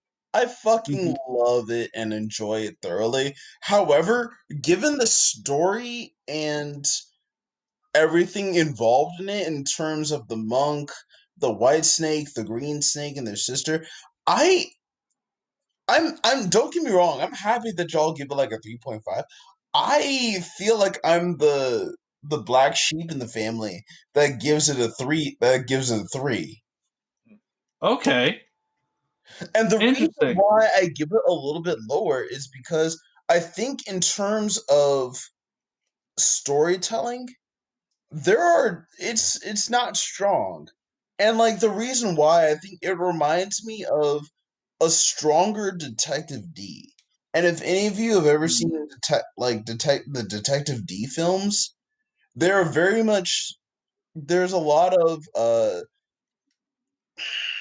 do I say it? There's a lot of the sci-fi elements to it. There's a lot of the magic elements to it, but the story and the action sequences are great, but the story is eh. And for me, I fucking love the sci-fi elements. I fucking love the sequences. I fucking love there's a waterfall coming over the mountain ranges. The visual Yeah. I fucking love. The absolutely everything about it. When we get to monster design, I will give it a 5-star. As far as the story, eh, eh. Like, I'm not here for the story. No part of me is like, yeah, I'm a full supporter of the story. But that being said, the visuals and in combination with with the story that they're trying to tell, I think the visuals really carry and are the big part of it. And so because of that, I can't give it any higher than You're right. All It right. wasn't really a story movie. No. it was a, No. a great visual movie, but Mhm. like the story movie, like I don't get me wrong, I love this movie. I love this movie because of so many things.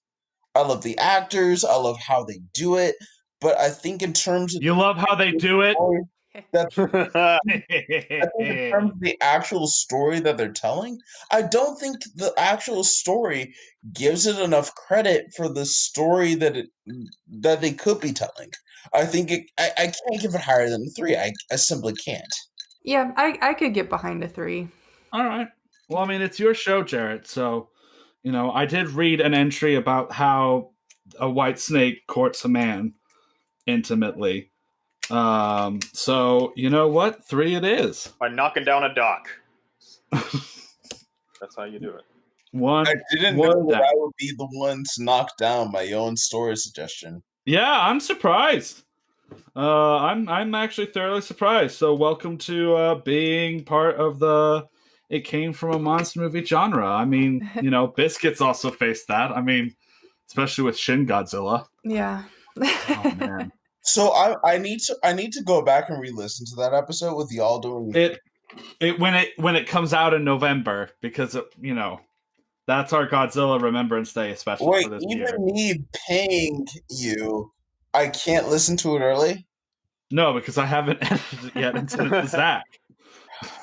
God damn. You'll get to listen to it early sooner or later, but life. This has been a rough year. Zach and I had a plan, being like, "Yeah, we're gonna edit everything and da da da. It's gonna be fine." And then it's like, Hindsight's 2020. well, hindsight's 2020. I Fuck can't it. believe that's gonna literally mean Honestly, like that's hindsight's 2020 means that everything that could go possibly wrong Yes. did go possibly wrong. I also think I finally figured out how my Optimus Prime transforms back, but I think I did something wrong, so I'm going to you deal with that definitely later. did something wrong. It's 2020. Yep, hindsight.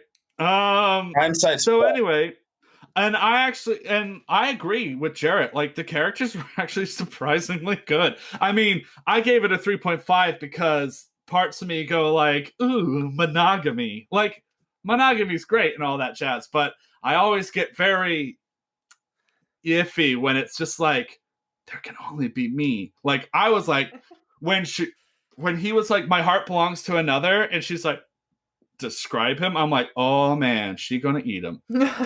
Like I was like, oh fuck, she And, is going. and depending on how that ancient legend is told, you aren't too far off from that. Because as Jared, I don't know. I know when you studied abroad, you probably saw some things, but like when I was in Korea, like one, they date like high schoolers, which drove me nuts.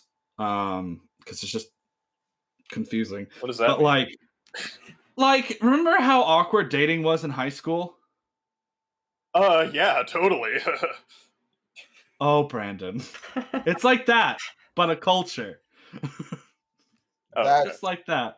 That's Like all not- those questions that you now know, but you're like when you grew older, you're like, oh wow, this is really wrong. Like a lot of these things I was told as a kid on how to court a woman. You get dropped off at the mall by your parents and Mm-hmm.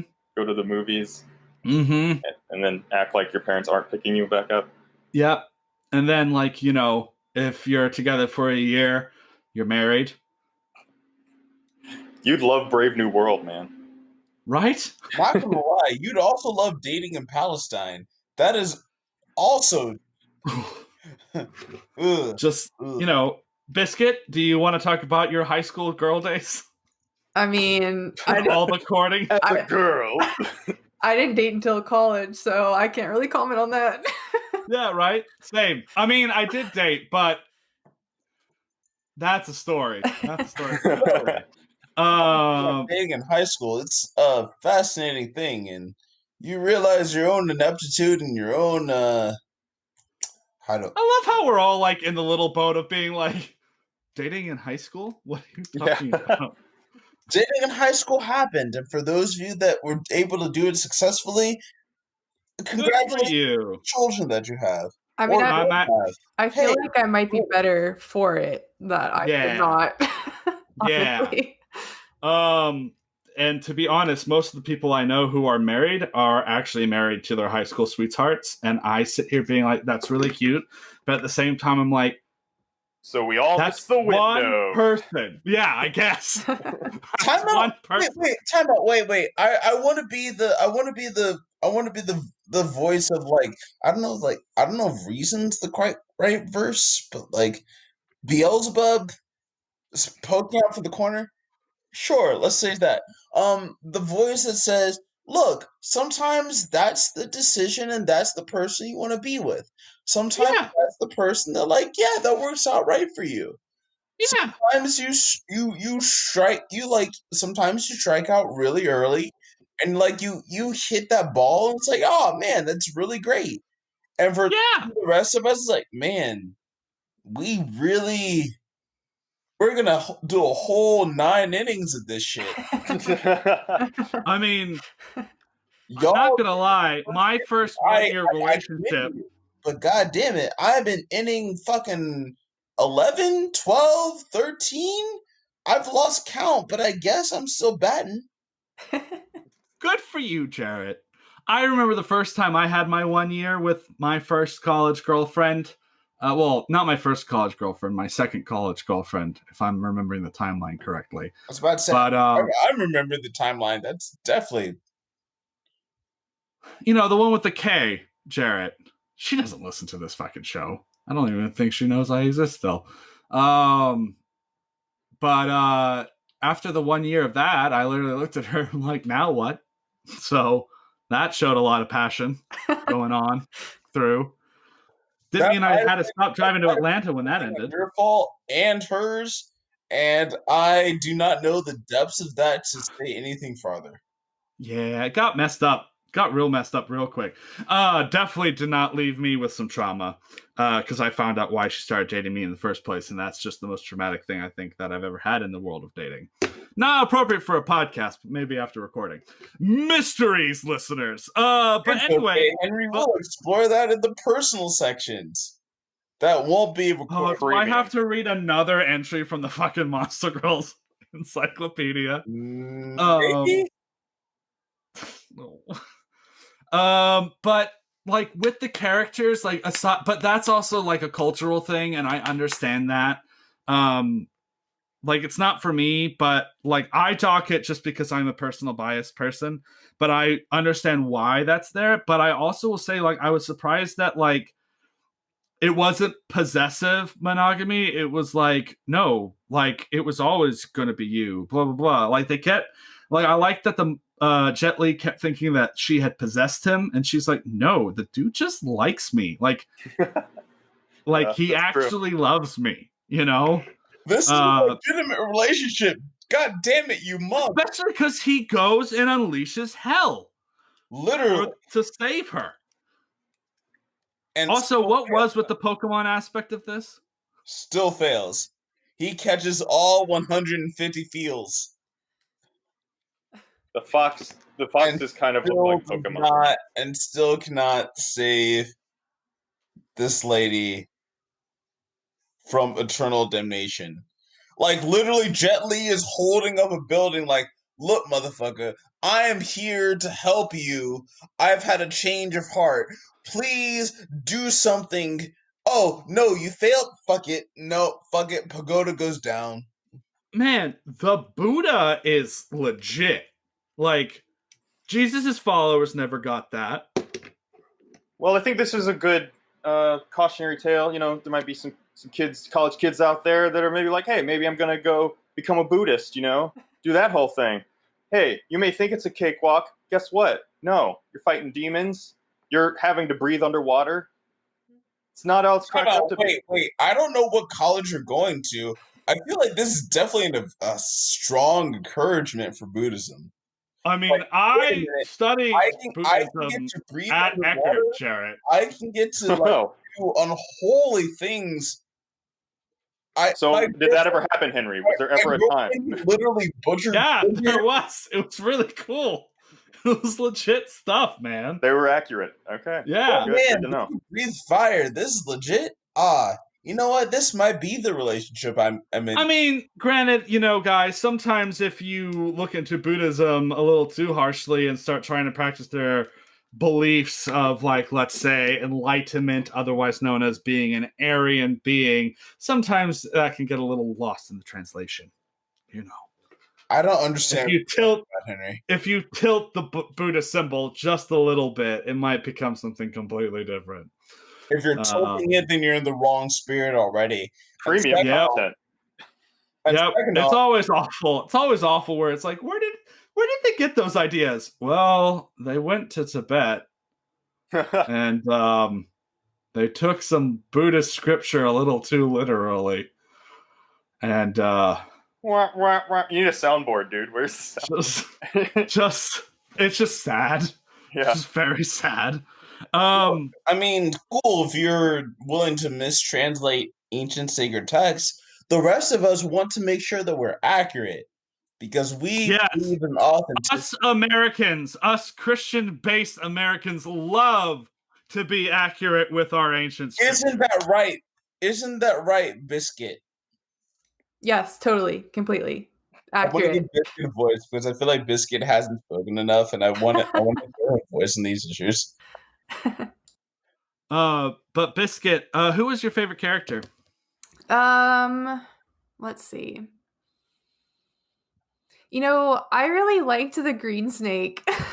Right? Yeah. I liked Green Snake. I think that she was just a cool character. And I know that she was kind of on the side of the main story, but after you talked about her side story with the monk and everything, I don't know. I just think she was cool.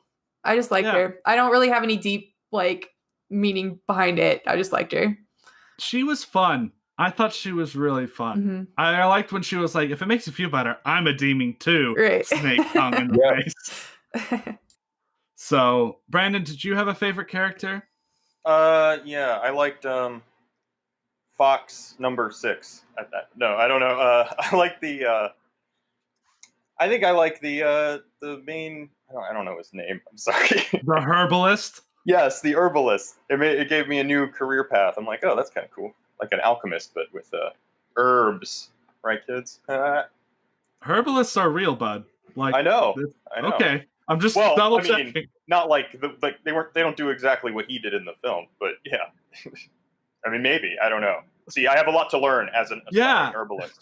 You do have a lot to learn as whether or not they're real. Right. Well, sounds like you've got you have we to all pay got to off. start from the beginning. Whole Google search after this for you. Sorry, Andrew, I'm quitting CryptoCast to pursue my new passion as being a herbalist. There's got to be an herbalist. California. There's got to be an herb podcast, an herbalist podcast already. Oh, I'm absolutely sure there's an herbalist podcast. If not 70. How should we feel about Jet Li's character? So, time out. I have having watched this movie multiple times, part of me is like, the first time I watched, oh, Jet Li's character's an asshole. And then, the third time I watched it, I'm like, okay. He's still an asshole, but I see why he's an asshole. I mean, there's a reason why he's doing it, but I don't know. Kind of like the guy in Red State. He's been fighting demons that have wanted to take over people's souls for uncountable centuries, and he's been training so many monks and apprentices that he's like, look, I want to make sure that all you demons that want to like fucking end humanity, that y'all can't do that shit. And like the very beginning is like, yo, I'm fighting a fucking like harpy demon. Oh, and then I'm supposed to go to a fucking like bat demon, and you expect me to trust a snake demon on top of this after I've literally just slaughtered 15 demons on top of the countless demons in my repertoire that are supposed to be anti-humanity.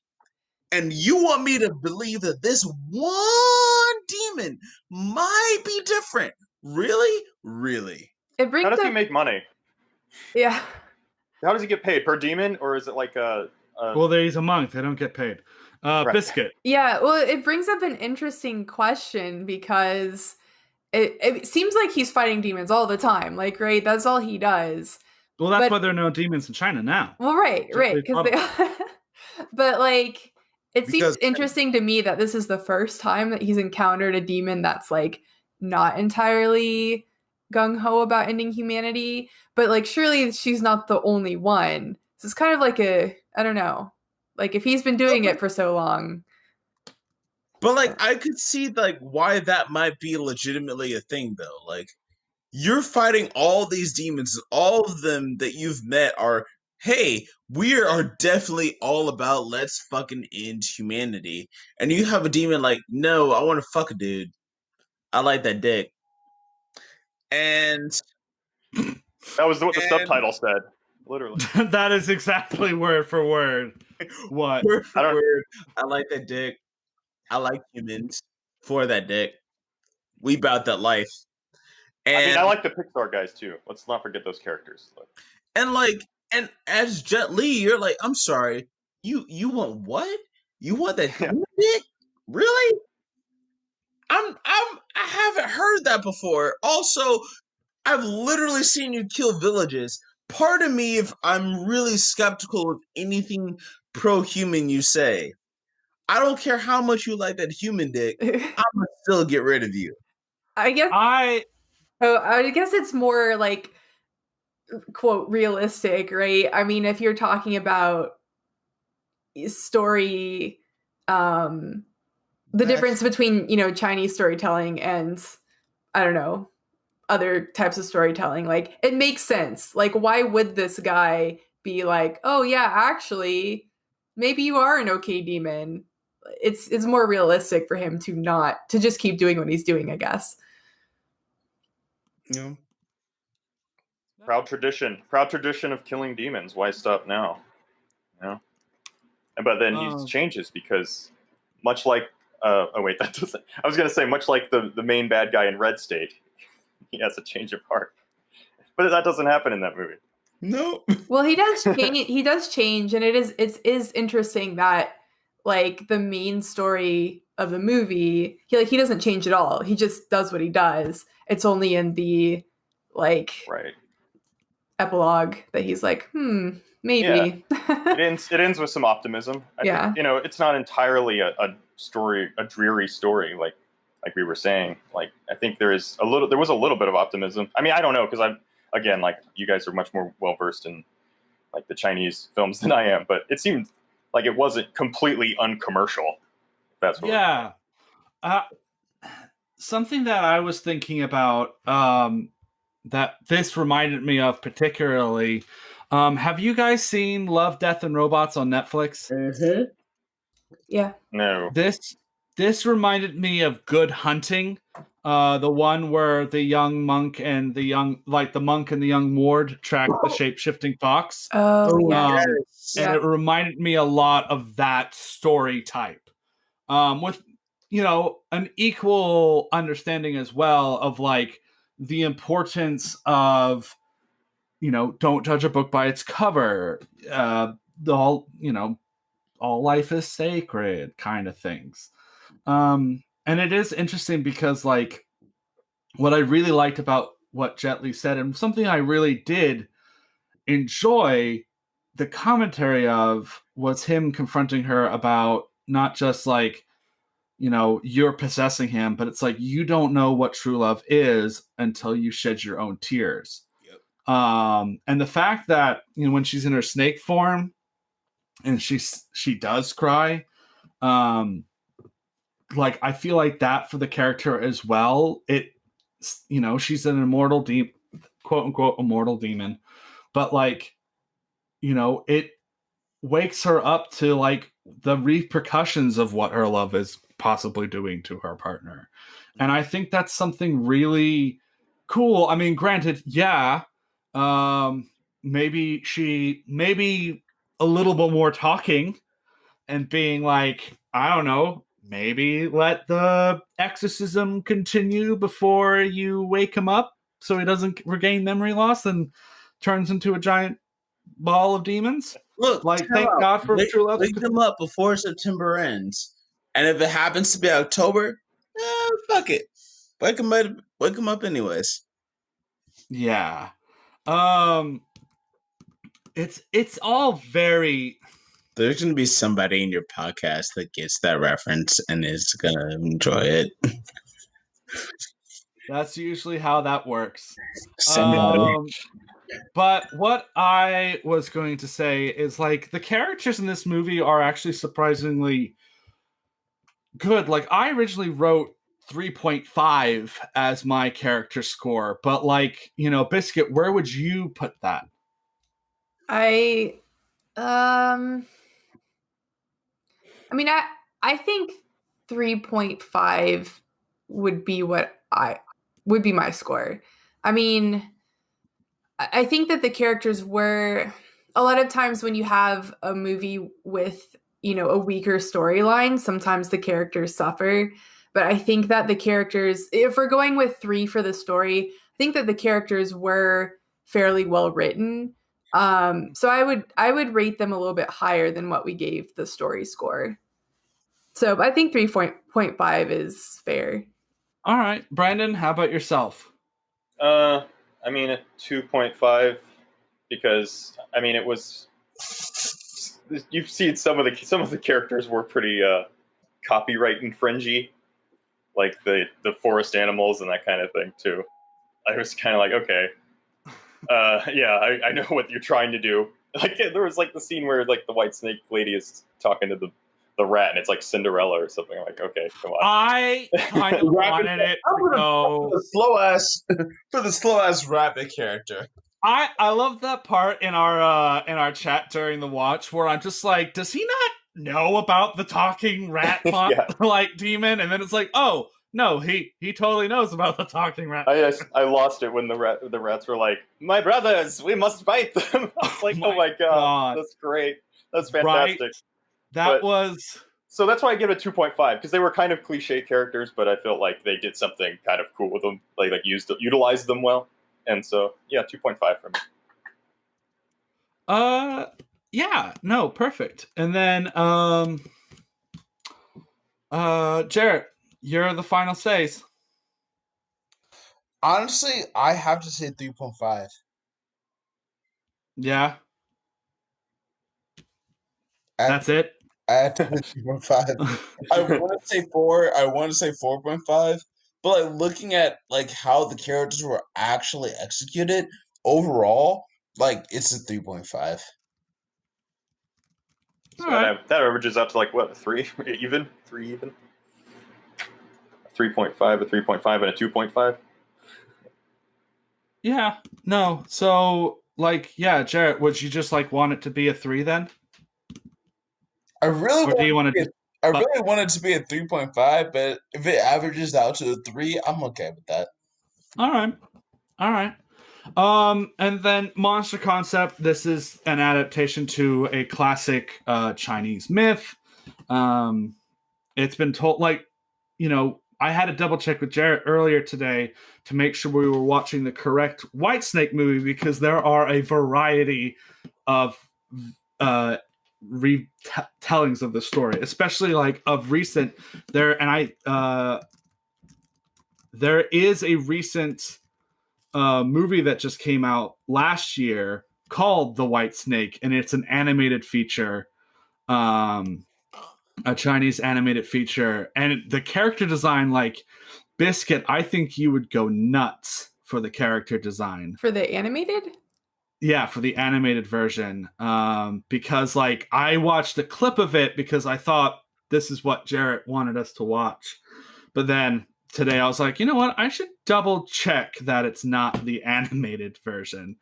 But like the fox demon, like they added some things to it, but the fox demon is like I really liked her design. They do a little bit more into the very heaviness of like what like Chinese mythological characters can do. It's also been on my radar because instead of being like a relatively small snake, like human-sized snake, like her real form is like a giant monster level of snake. It Right. looks good. It looks cool. Yeah. It's more dragon-esque. Yes. Yeah. Much more dragon-esque, but it looks very interesting for sure. But I liked it. I gave it a solid 4 because I think, you know, not being an expert in the Legend of the White Snake, but I do like the fact that I feel like this is a very fun way to, like, do you wish to know more? Click yes for me. I gave it a 4. There were some things that I didn't understand, but that's why why I would want to look more into the concept itself. Yeah. Biscuit, how did you feel about a man falling in love with a snake lady? I mean, I love snake ladies. Snake ladies are good, so I'll watch any movie with a snake lady. But I think I agree. I think some of the concepts were done really well, so I really did enjoy the white and green snake designs. I really liked the like group of bats, so where they were like human but had bat wings. I thought that was really cool. But there were other things that I wasn't crazy about. So like the fox demons, like that whole sequence was like didn't feel very cool to me. Like they could have done that better. I don't know. And then the harpy, I feel like maybe I misinterpreted the term harpy, and maybe it was just supposed to mean like an ice witch and not a literal harpy monster. But I was kind of disappointed with that. So yeah, I think it's just supposed to be kind of a witch. yeah. So, So, I can definitely tell you, harpy does not translate into the same way for the Greek. For the Greek understanding of like collector of souls, this is like repertoire of vengeance does not translate in the same term in Chinese mythology. yeah. What were those squid things? Oh, you mean the ginseng root? Yeah. Oh, okay. Yeah. I guess I did. Those were cool. That was cool. We'll definitely talk about like the design. Like, let's just do this quick because, like it said, this is a well-established Chinese mythological story. This is a retelling of it. Like, I understand why Jet Li. I sit here being like, it is kind of shitty that he was tricked into thinking that he was not going to be fighting a lot in this movie. No, That's great. But I actually do kind of sit here being like, that is a bit weird that this movie calls for him to be like really fighting a lot of women. Mm-hmm. All the demons were women. Yeah. That's true. Yeah. No, All they the were demons were women. Yep, they were they were all female of some form, and they're all untrained in martial arts. Yeah. So I can imagine that would be frustrating as a martial arts professional, having to not even be able to, like, if you're going to fight a lot, not be able to even like properly interact to show off the style properly, because you're going against people who are not trained in wushu. So I can understand that frustration, but still, like, that's why I think I would go with the 4, because I don't think all Chinese demons are women. Yeah. I don't think all of them are not women. Like, just a thought. Again, this is a very commercial movie. Also, real quick, because great way to segue into design and execution after we do that. Yeah. I almost thought Green Snake and White Snake were going to bang in the beginning of the movie. Anyone else? Yes, absolutely. Nope. I did. Only because I've seen this before. Good. yeah. Okay, Jared, when you first saw it, When I first saw it, there was, not gonna lie, there was like, I feel like I see a vibe here. I was about to be like really proud of a progressive Chinese. They're just really good friends. They're roommates. There. I thought you were like playing a joke on us, where it's like, oh, is this the one where he like says it's a movie, but it's not really a movie? I mean, we haven't done Splice yet. Oh gosh. Yeah. All right, so when you do Splice, I really hope that you invite me to be a commentator on that one. I have not seen it. I've seen like 80% of that movie. I haven't. There's a solid 20% I'm missing. Is it the end? I need to see the rest of it. Because the end is where I stopped. Because the end is woof. That's a directional change. So That's a big old directional change. I think I have Jarrett, you know Barbara. yeah, I have her planned for that one day. wonderful. I'm Because pretty sure. I want her input as a person who understands how genetics work and things. So I'm gonna go and take a small Probably Fabio too. because I don't know, my bladder demands it. I'll be back with all of you in like maybe 5 to 10 minutes. I'll be back. What do you mean? Okay. All right. So Jarrett's gone. Abandoned.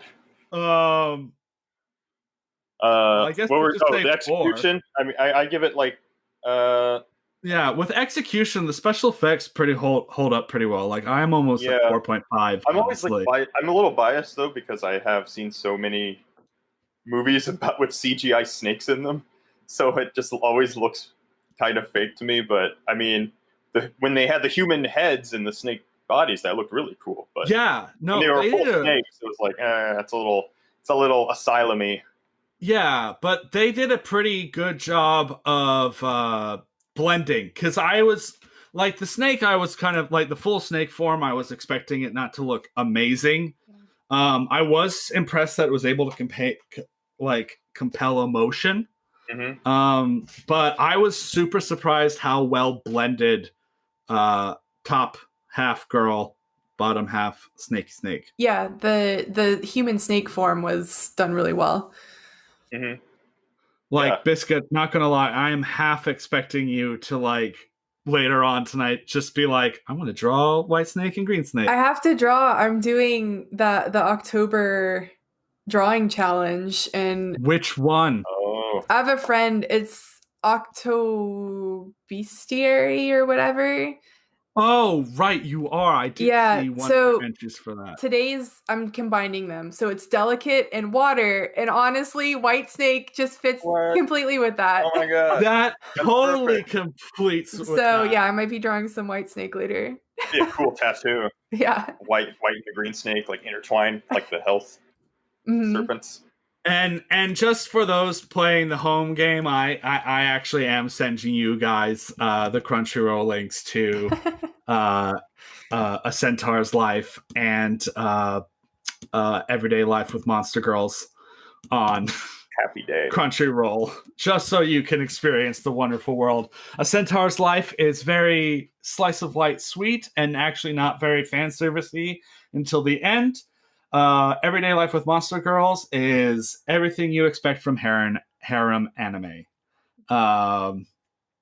But it is what it is, and my favorite girls in that are the harpy and the mermaid because they're best.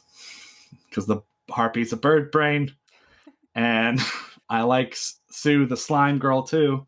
But I also like the mermaid because she's a mermaid. Her type of love language is drowning the person she loves because she wants to experience tragic loss of a loved one. Well, don't we all just drown the ones we love? Well, yeah, that happened. I sit here being like, Jared's in charge of these grades, but I feel like now that he's not here, I'm in charge of these grades. But like, so you were saying, like, I said 4.5, but Brandon, so you think you should go lower with that? I don't know. That just might be my own personal bias. Well, you can have your own little personal bias. Yeah. So I'm gonna say 3.78. Stop. No, 3.5. 3.5. Just round it down. I will. to 3 I will. This is for design or execution? Design Fuzz- and execution. Oh, Fuzzy math. design and execution. Yes. Yeah, Mm. that's how it always has been. It's always been. Wait. Ooh, That's concept and then design. We just finished. It's concept. Okay. And then design. Yeah, execution. I'm conflicted on concept versus design and execution. Really? On like Why? which one should be. Well, because The higher one? Yeah. So in concept, I was talking about how I like some of them and didn't like other ones. So I think that maybe I would rate execution a little bit higher than concept. We gotta go back. We gotta do it. Do it all. Well, I mean, that's what I did too, because here's the thing. One of the things that I really was impressed with this film, the monk who turned into a bat demon, practical effect. Mm-hmm. Great. Really good. Yeah. Oh, Jared's back. Yeah. Hey. Hope I am everything here. flowed correctly. I'm here for my own abstract and concept. And I would say in terms of that like execution, I would say it's a positive, like it's a solid like 3.5. All right. Look at that. We're all like on the same page. I guess now I'm starting to get why this movie is 50%, 60% on a lot of Yeah. the reviews. But, like, there's like a lot of like things that they do. I feel like they do really well in terms of like portraying the monsters, but in terms of like doing the story, it's like all right. There's some points that hit really high up on, and there's some points that they just don't. And there's some points like how they treat the storyline and how they treat that whole like love triangle, not even triangle, but like how they treat that love relationship just really doesn't strike me as like, oh man, this is powerful and striking and something that I would really love to watch. Well, this is why you're on your 11th inning. Yep. Take me out to the ball game. Take me out to the ball game. Take me out to the crowds. See, we've all made the tragic mistake. We're not dating lizard people, guys. There are no reptilians in our love lives yet. Yes. Hindsight's 2020. Hindsight is fucking 2020. Which means I feel like that should be something I can commission you to do for the T Public store. Hindsight's 2020, and it's just like a bunch of lizard people on dates. But like, yeah, Biscuit, I'm still like, I don't know. Did you give us a score for your design and execution yet? Or are you still? Yeah, so I think I would go with 4 as well. I enjoyed the execution of the monsters, even though I think some of the monsters conceptually could have been cooler, better designs. But I think the execution for what it was pretty good. Yeah. Also, I just realized I cannot believe I did not make the joke when he started cutting up the vampires on the boat and they kept turning into a series of bats. And I never mentioned that one of them could have been possibly Tom Belleroth. Because he's a series of bats. Oh. Hello from the Magic Tavern. Anyone? Right, yeah, totally. Because he's a series of bats. That one. Totally it's a good podcast. I would die if they wanted to be on this show. Because, you know, it's about a guy who falls into a magical portal behind a Burger King, and now he has a podcast. No one got you on that one. No one else is going to support you unless they were there for that. And I like Burger King. Well, you know, he falls behind the Burger King, and now he's in the magical world of Foon with his shape-shifting badger friend and a wizard. Oh, man. All right. It's a great show. It's all improv. It's it's real. It's a real show from a different dimension. Like how I had real cryptids on my podcast. That's right. And like how Crypta series is an accurate log of the cryptids that are being held at Area 50. Were they good guests? Did they behave themselves? Yeah. They behave themselves. I mean, you know, the guy Bigfoot's always a fucking asshole though. All he does is talk about shitting in the woods. Oh, I know. And then when I try and get him back on, he's always too busy. And I'm like, I know you're not too busy. He's You're already playing gone. ping pong. He's gone Hollywood. Yeah, fucking big. Fucking big. Anyway, so Jarrett, final concept on design and execution, because we have 4.5, 4, 3.5, 3.5. 3.75. Shut. I did the same exact joke. No, it's not that. You did the same exact joke. Biscuit knows. I think I get that joke almost like every fucking time. Really? And I'm Oh, like, shit. It's funny though every single time, Henry. It is. no, it's not. I lied. It's not fun for me. Because I literally now sit here going like, should I just do that? Like, but how would that affect the grades? That's just too much work for me. 4.0. Oh, stop. Too much. Look, enjoyment. We've all been here. We all know the gist of the bit.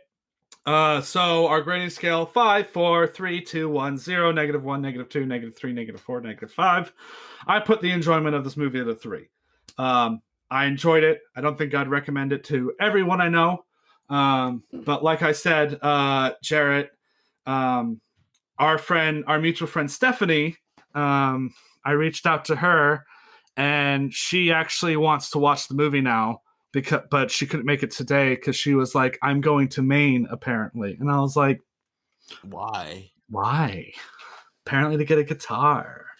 I mean, Maine is a beautiful place. Maine is a fantastic place to get an instrument, I guess. I have very strange feelings about Maine because in sophomore year, my roommate in Gershwin was from Maine, and he and I said a total of 100 words our entire 2 semesters together. And you based the entire population of Maine on that one individual.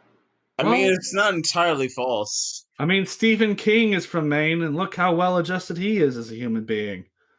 But they have cobblestone roads. Yeah, and he wrote a book about how to get out of its lair, they had to get rid of their innocence. So then you get to read a wonderful section of child orgy. Child sex. It's always skipped out of the movies. I don't know why. I cannot imagine why you would ever imagine. Oh, turtle in media. There you go. There's a turtle in your mythology.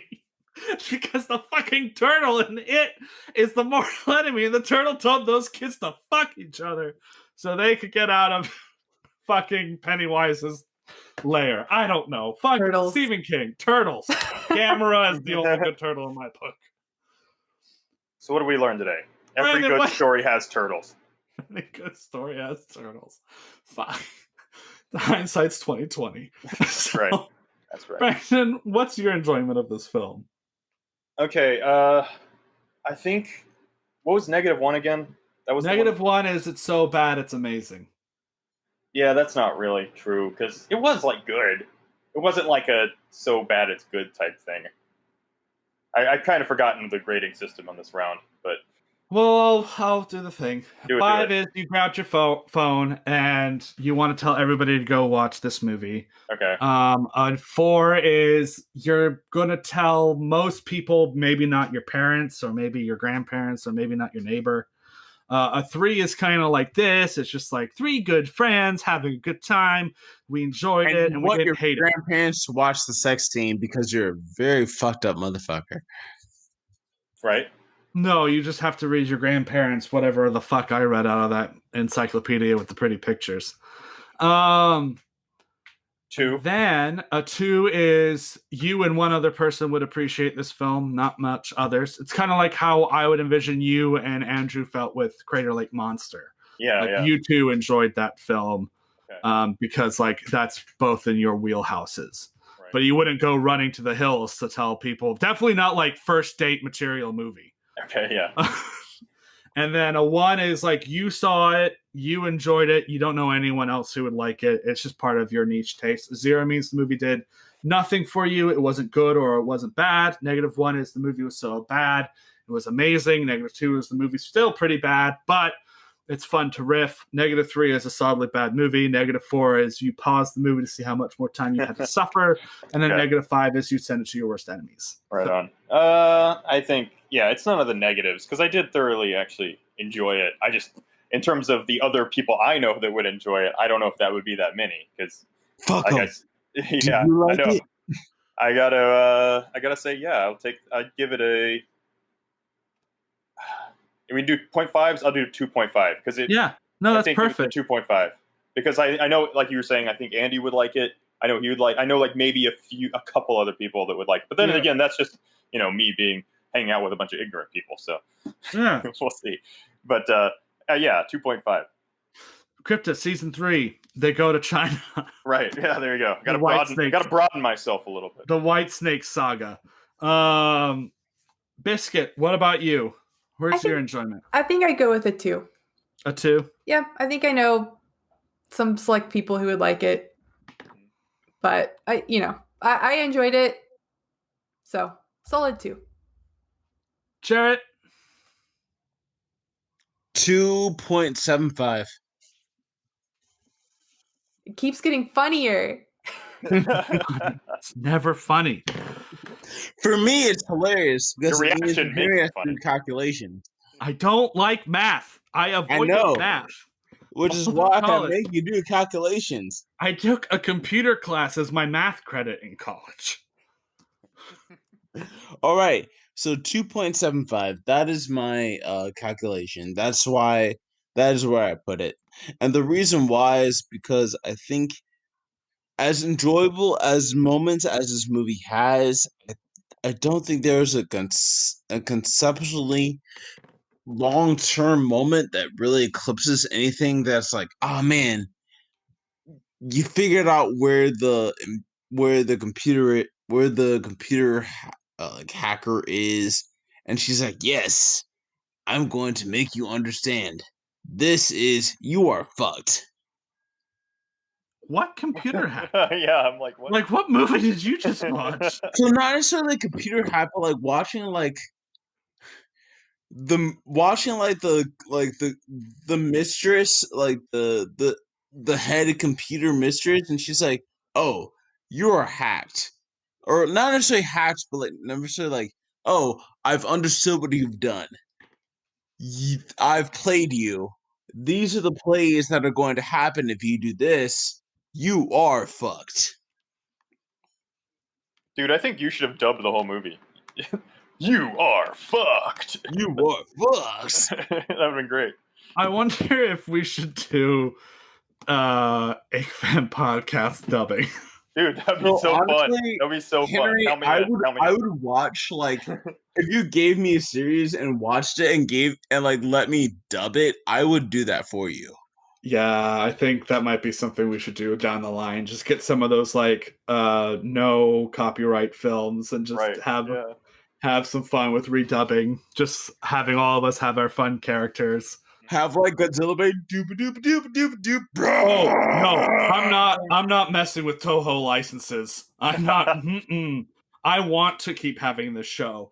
Toho, I do not want to cease and desist from Toho. Oh no, Toho will fuck your life up. And they really do. By cease and desist, we mean we want you to fucking die. If they will come after you if they think that you're. It's scary. It's like why Wait. So Henry, this is why I think we should go after them as the primal like podcast to like do a This is why we should do what? Henry, you have so many enemies already. I do. I have no enemies.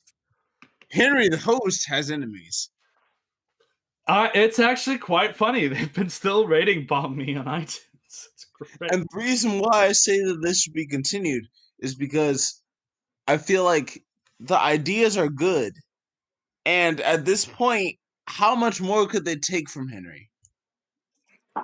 Yeah. How much dignity is left? These are my friends.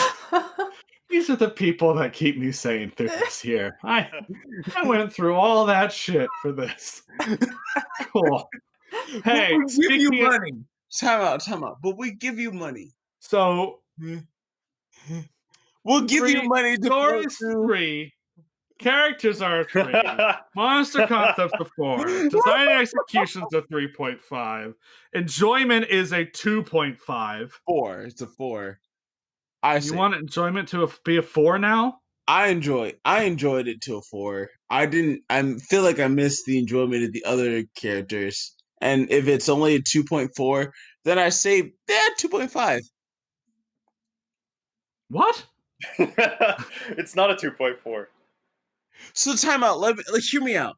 So like, I feel like if I miss the other grades for the other participants and it came out to a 2.4, based on what you have given, and you've only done a 0.5 scale, I feel like a 2.5 is only fair. Yeah, I did do 2.5. Oh, perfect. Never mind. No, I said 2.5 is it makes it a 16.5 out of 25, making this movie a D.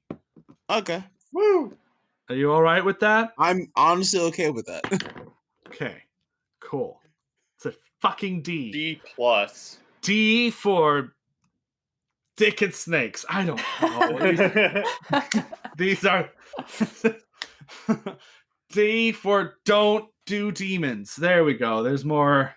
Honestly, don't do demons. Don't do demons. Solid life advice. At least while you're driving. Actually, At least while you're no, driving. don't drown. Yeah, that too. Don't drown. Because if you drown, you either die or you get made out by a snake lady. And then you got a piece of her in you. I mean, And that's how love works. is that so bad? Also, the worst. Biscuit, do we need to have a conversation? I'm with Biscuit on this one. Like, not gonna lie, like, if that's the demon lady I'm gonna get, like, no, I'm sorry. I am loving this headcanon of Biscuit just like shyly looking at this snake woman being like, I want a little bit of your essence. Just to try honestly, it out. I'm kind of with Biscuit on this one. Like, if this is how like demon like things work, like I'm gonna like we have like a real like heart to heart moment in the middle of like the bottom of a lake as I'm drowning, and she saves my life. Oh, Heart to heart moment is a strong word. there's okay, two sides fine. to that coin. She only did it because she felt bad that her sister was like, I'm gonna scare the fuck out of these fuckers. Did she though? Did she? Because she was like, nah, I want to save this human. He makes them real good herbs. He ate flowers. He ate them good. Oh my flowers. god. And if this is actually the second time on this damn show that the beginning of a romance is because the male love interest ate a flower. He ate the right flower. No, in Tammy and He T-Rex, ate the right flowers. one of Paul Walker's first film roles, he goes up to, what is her name? So Henry, so if you can't say that they can't make the right flower innuendo, I'm pretty sure that means that's a win. Paul Walker, young Paul Walker, He goes ate up flowers to real Denise good. Richards and eats a flower. Real good. Paul To- Flower eats flower real good. I'm pretty sure that's a real nice innuendo for everything else in the series. And if someone said, "Oh man, Jared eats flowers really good," and all the female protagonists are like, "Yo, we like the way he eats flowers," This guy, I I'm almost not thought your gonna head say- gesture was like, swoon. I mean, I mean, if somebody was like, "Yo, hey, we like the way this dude eats flowers," I'm like, "Yeah, okay, I eat flowers You real don't eat good." flowers, you deflower. No, I eat flower. It's a lot like Avatar. I get it. I get it, Jared. You're Wait, you. which flower? Thank you, Biscuit. Thank you. Thank Are we talking about like Thank Oh, you, Biscuit. Thank you, flowers Biscuit. to make biscuit? Thank you, Biscuit. Are we talking about like the flour to make biscuit or like the plant flowers? Henry, he's eating flour. He's eating flour.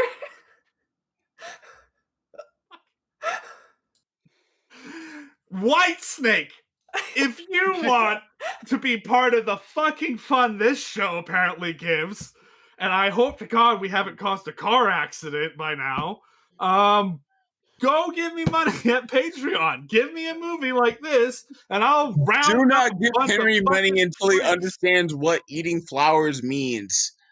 Look, is this a whispering eye thing? Are we talking about vaginas? Do I have to read another entry from the book? You got it, Henry. That's it. There are flower ladies. Please do. You got it. Henry got it. Read the description. Jesus Christ. Make sure you understand it for all of your audiences. All Otherwise, right. I am very concerned. Flowers. Mm-hmm. Our last entry in our wonderful As an thing. aspiring herbalist, Here is the art. know what. Here is the art for the flower. Oh, so monster there's girl. 2 of them. Yes, you do get 2 of them. I'm not opposed to that. Not gonna lie. There's 2. All right, cool. Nice. One We can man. save that. We can sorry. save that for the herbalist podcast we're starting. That being said, the herbalist podcast, eating flowers. I am supposed to eat 2, but 2 Apparently, wonderful this is a buds. subspecies. I might have. Oh, apparently, I right. have to look up volume 1 to compare. So the fact that I need to eat like. All right. this So, do you bud- want this I'm flower okay. to be red, or this, or the 2 flowers? Both are delectable. God damn it! I What? feel like Delicious. I'm proving my point. Jesus Which Christ! are flower some- am I reading? The single solo flower. The solo flower. All right. The Oleraine. Family Oleraine type plant, inhabits forest, nature lustful and aggressive, diet the essence of men and the nutrients of the earth. Yep. All right. The Oleraine is a plant monster that dwells in the woods, assuming the shape of a beautiful woman wreathed in massive petals. Allurians rarely move, instead luring men near with the scent of their honeyed musk. The source of the scent is a fluid called Allurian nectar. It functions as a powerful aphrodisiac and potency enhancer. When an Allurian's prey draws near, she reaches out with her creepers to ensnare the man and bring him within her petals. She then forces the man to drink deeply of her nectar and engages him in coitus, lapping up his semen with her flower-like labia. If she takes a liking to him, she keeps him permanently within the flower as though he were a part of her in constant copulation. Because the flower is filled with her nectar, the man is constantly immersed in it. His member remains engorged, his libido and potency never exhausted. When the weather begins to get cold, the Allurian closes her petals to take shelter until spring. If she has a man, she gives him a reserve of nutrients that he can survive and continue to reproduce fruitfully with her. In the shelter of her furled petals, they will spend the chill months copulating furiously. Oleraine nectar not only serves as food for men captured by Allurians, but is also prized by other monsters, especially honeybees, page 44, who attack the Oleraine frequently and feed primarily on her nectar. The honeybee enters the Oleraine flower and licks and collects the nectar from within her floral sex. The Oleraine does not resist, as the lathing of honeybee's mouth helps the mature Olerain's nectar, so it gives off a cloying and more fragrant scent, which in turn makes it more effective in attracting human men. This perfume draws men toward its source, where the Allurian and the nectar-drenched honeybee lie in wait. The 2 monsters assault him, and all 3 parties become covered in sticky nectar as they mate with sweet desperation. Man, you need to do the audiobook. This is like that book I got, Jarrett, when Borders closed down, and I had you read off the lines of dirty talk from the Book of Sex that I had found. Remember that book? Oh, no. Yeah, I try and forget about that every day of my life. Yeah, you just got up on the couch and started reciting love sheaves. I did not want This fucking episode went in ways I did not think we were going to go for, but apparently I've now read 2 entries of Kenku Cross's Monster Girl Encyclopedia from Volume 1 and Volume 2. It is for mature Monster Girl fans only. Do not get any ideas. Is there a section where it's like, oh, only for immature monster fans? This section's for the PG crowd.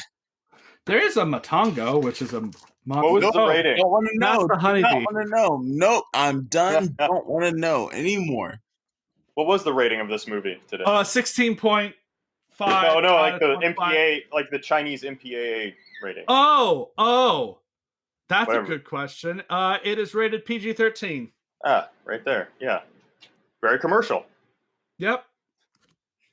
It's a gateway drug into sexing a snake. Yeah. We done here?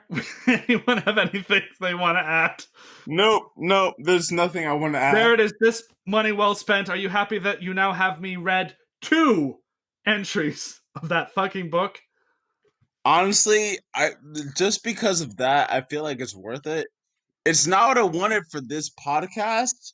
That being said, I would have paid $3 for it individually, separate from this podcast. Dance, Not gonna monkey, lie. dance. Well, you know what they say. Hindsight's 20/20. Hindsight is considerably fucked up for the year of 2020 and is not what you expected. That being said, you got something that is of equivalent value that you did not expect. Brandon, where can people find you? I am on Instagram at Brandon E. Kahila, which I'm sure will be tagged in this episode. And then Twitter at Brandon Kahila, and Crypta is at cryptaseries.com, or iTunes or Stitcher or Spotify or any of those lovely platforms. Season 1 is already out, guys. I That's highly great. recommend listening to it. Please listen to season 1. It's great. It's Thank you. super good. And then Biscuit, where can people find you? So I'm on Twitch, Instagram, Twitter at HotterBiscuit, and then on Instagram also HotterBiscuit.studio for my art. The art's really good. That's why Biscuit and I became friends. And now apparently Biscuit and I are probably just going to watch Monster Girl anime for the rest of the night. Probably. As we deal with the fucking hindsight's 2020. That's right. Bullshit. A Centaur's Life is adorable. I will highly recommend A Centaur's Life because that's a very nice slice of life episode, and it's not very it's not like Monster Musume where it's all fan service. And also it's very LGBTQ plus, which is really sweet. Also, they do an alternate history, and they kind of talk about how how centaurs. There's a very interesting part in the in the world of this series. There's this thing called the Sensitivity Bureau or something like that, and it's to help the races understand don't be fucking racist. Because I have a strong feeling that there wasn't a genocide somewhere in like the 1700s. There was a genocide. Oh no, there's a whole World War II episode where you look at the tragedies, but it's funny because they're in a science class and they talk about how, like, due to the fact that they evolved from 6-limbed ancestors and had so many different types, of course, racist tendencies started to evolve because the species started to not think of themselves as one species. But if we all were the same, had the same outer features and the only variation was skin color, obviously there probably wouldn't be racism because that would be dumb. And I'm like, good job. That's so that seems really nice. I just feel like somewhere around the 13, 14, 15, 1600s, there would have been a violent there was. genocide. Oh, they talk about how the centaurs were used as slaves, as mounts. Yeah, it's all fucked up. It's all crazy. Also, there are snake people living in Antarctica, and I'm all for it. It's very wait. Time out. There are like genocides of like centaur people and like there's a World War II episode that is the Holocaust. I'm sorry. Wait. What is the podcast I can find this on? No, it's a movie. It's an anime called A Centaur's Life. I sent it in our Facebook chat group. Please make sure you send this again. Centaur's Life. I did. It's right there. And I can find this on Netflix, Hulu. I sent you guys it on Crunchyroll. So Ooh. There you go. The dub is actually also pretty well done as well. Monster Musume, though, is a bit more mature, especially when you realize that they take every opportunity for them to be like, oops, my shirt came off. But then you're just like, whatever, I guess. I don't know. The spider's a bondage freak. Anyway, Jarrett, do you want people to find you yet, or you still want to be an unknown recluse? I still want to be an unknown recluse. All these other people are well worth finding. Please go seek them out. Me. On social media, not in person. That would be good. Oh, no, on social media. Please find them on social media. I mean, unless they want to be found in person, and then that's a whole different thing for me to not get into. Biscuit is really shaking her head at that. Also, COVID. Wear a fucking mask. Especially if you're going to be a stalker. Just do the courtesy of wearing the mask. Like, if you're gonna be a stalker, No! time out. If you're gonna be a stalker, I thought that was the moral of today's episode. If you're gonna be a stalker, I want to say, like, please sit down with yourself and reevaluate your own decisions. Please don't be a stalker. Yeah. Brandon, don't be like, oh, if you're gonna But, be a like, stalker, wear a mask to if make it you harder for decide us to to identify wow. you. I was dealing with anti-maskers here. Stalking is gonna be the way, the truth, and the light you're gonna seek. At least do it with a mask. Right. That is the absolute least that we can ask. Otherwise, please don't stalk. That is honestly the first choice we go with. Yeah, I think if you're going to stalk, don't. That's just it. Don't. That's just it. Please don't. That's the moral of today's episode. That is the absolute moral. But if you decide that, yes, stalking is the life choice for you, see a therapist. But when you go see the therapist, wear a mask. And if you absolutely decide that, fuck it, I'm not going to see a therapist, at least go with a mask. Like, we've gone over multiple choices. Please make the responsible one. Hindsight's 2020. Not stalking. Don't go down on demons. Eat Was flowers. that ever a decision? Like, no one was ever gonna go down on a demon. Have you seen Jennifer's body? Yes. Yes. And that was never the decision I came up with, to go down on a demon. Never the decision. I was like, no, what? Things might be time to die. Going down on a demon? Nope. Time out. There might be things you might not do. Guys, go support us on Patreon at IckFam Podcast. If you like the merriment that we're having on this fucking show, and you like me so much, any level of donation gets you a donation. And don't go down on the demon. Yeah, don't go down on demons. It's not good.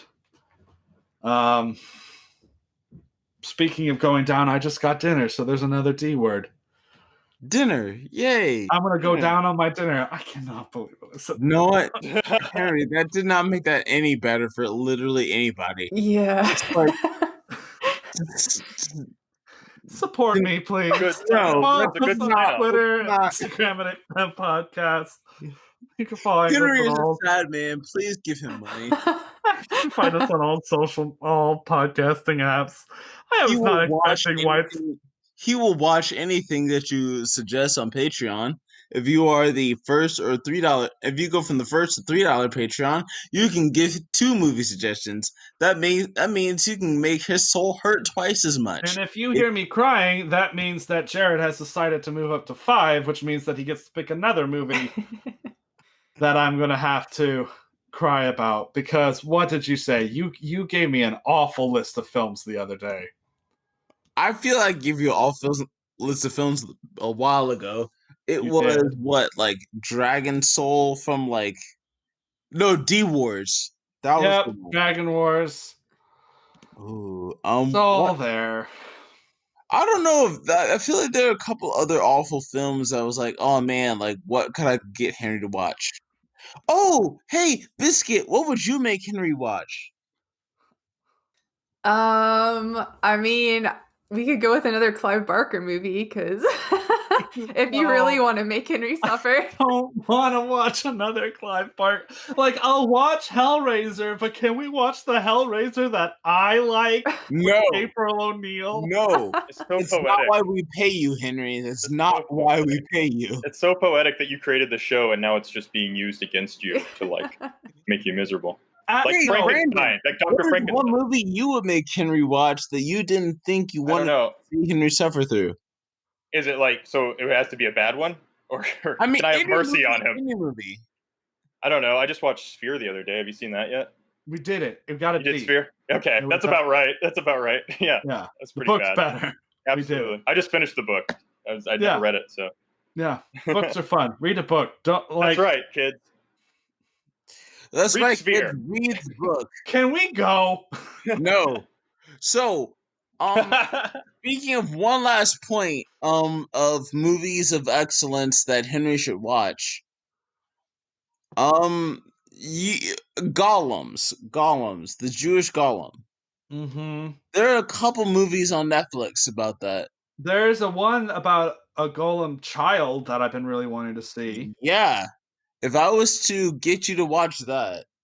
Yeah, I want to watch that. That's been on my list. Perfect. All right, we might make that happen. Jarrett, I don't like I don't like how calmly you're telling me, like, perfect. You do want to watch this movie. Good. Great. Good. Everything's I going feel like according to plan. I feel like I'm like you know how like you have like a lucre like when you're buying Use your words. you have someone that's going through the brokerage process. Also, listeners, you can tune out now if you're just... I feel like I'm like the satanic like movie brokerage person for Henry. Like, oh, this is something you haven't seen. Perfect. I think this would be right up your alley. Just enough pain. Perfect. That's a game from a monster movie. Sorcerer Who in the White is Snake. that Jet Li girl was- I see? And listeners, if you haven't thought about donating, but you've really just wanted to make somebody watch that horrible monster movie that none of your friends will watch with you, first off, I will watch with you. Second off, if you go up and subscribe to Henry's Patreon, he will have to watch it with you. I do. And it will be great. It's part of the please contract. subscribe to Henry's Patreon. He's legally obligated. I am. And It's technically breaking Patreon code if I don't do my... Don't you dare. Don't you dare. Make the request. I'm not part of Henry's Patreon. I don't make a damn bit of money out of this. So, Patreon, come at me. You can't do shit. I just love the fact that like all my friends are like, yes, Henry, suffer. It's great. Right? We love you, buddy. All right, I need to go down on this dinner. Apparently I used the joke twice. Why did you say it again? I don't know. Why did you say it again? That's the real question. I don't know. I just... Is it that you hate yourself? It came from a monster movie, bringing you top-notch podcasting like we do all the time. And if you want the perfect monster movie that you have found, but you feel like no one else has seen, Jared, let me go home. Message Henry. Henry will then message me, and we will all enjoy this monstrosity together. Please, 2020. Don't go down on demons. If your wife's a snake, don't stab her in the back. I mean, if you go down on demons, please make sure that you have every sort of consent. Otherwise, practice safe fighting. And consent is always important. Don't read everything you read in a book out loud. I can't believe what I said semen on air. Goodbye, everybody.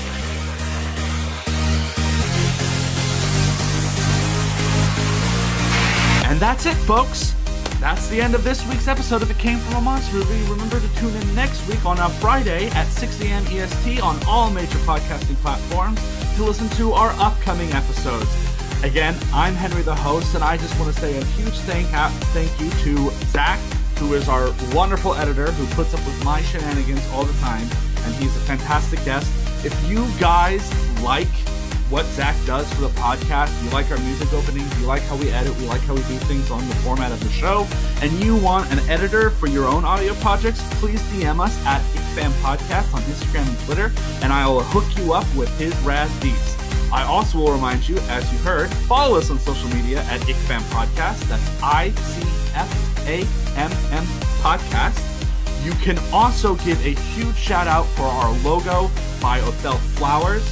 He is a fantastic artist. We have some of his work on our TeePublic page, and he is the reason why we have one kick-ass logo of a podcast thing. And as you heard, we're also on TeePublic. If you go to IckFam Podcast merch store on TeePublic, we have a link in our link tree on our Instagram page and our Twitter. You can get access to really cool art and merchandise that helps the podcast and artists. So once again, huge thanks out, and thank you for listening. And as always, dear listeners, boys, girls, and everyone on that fantastic rainbow that is the human experience, we will catch you on the flip.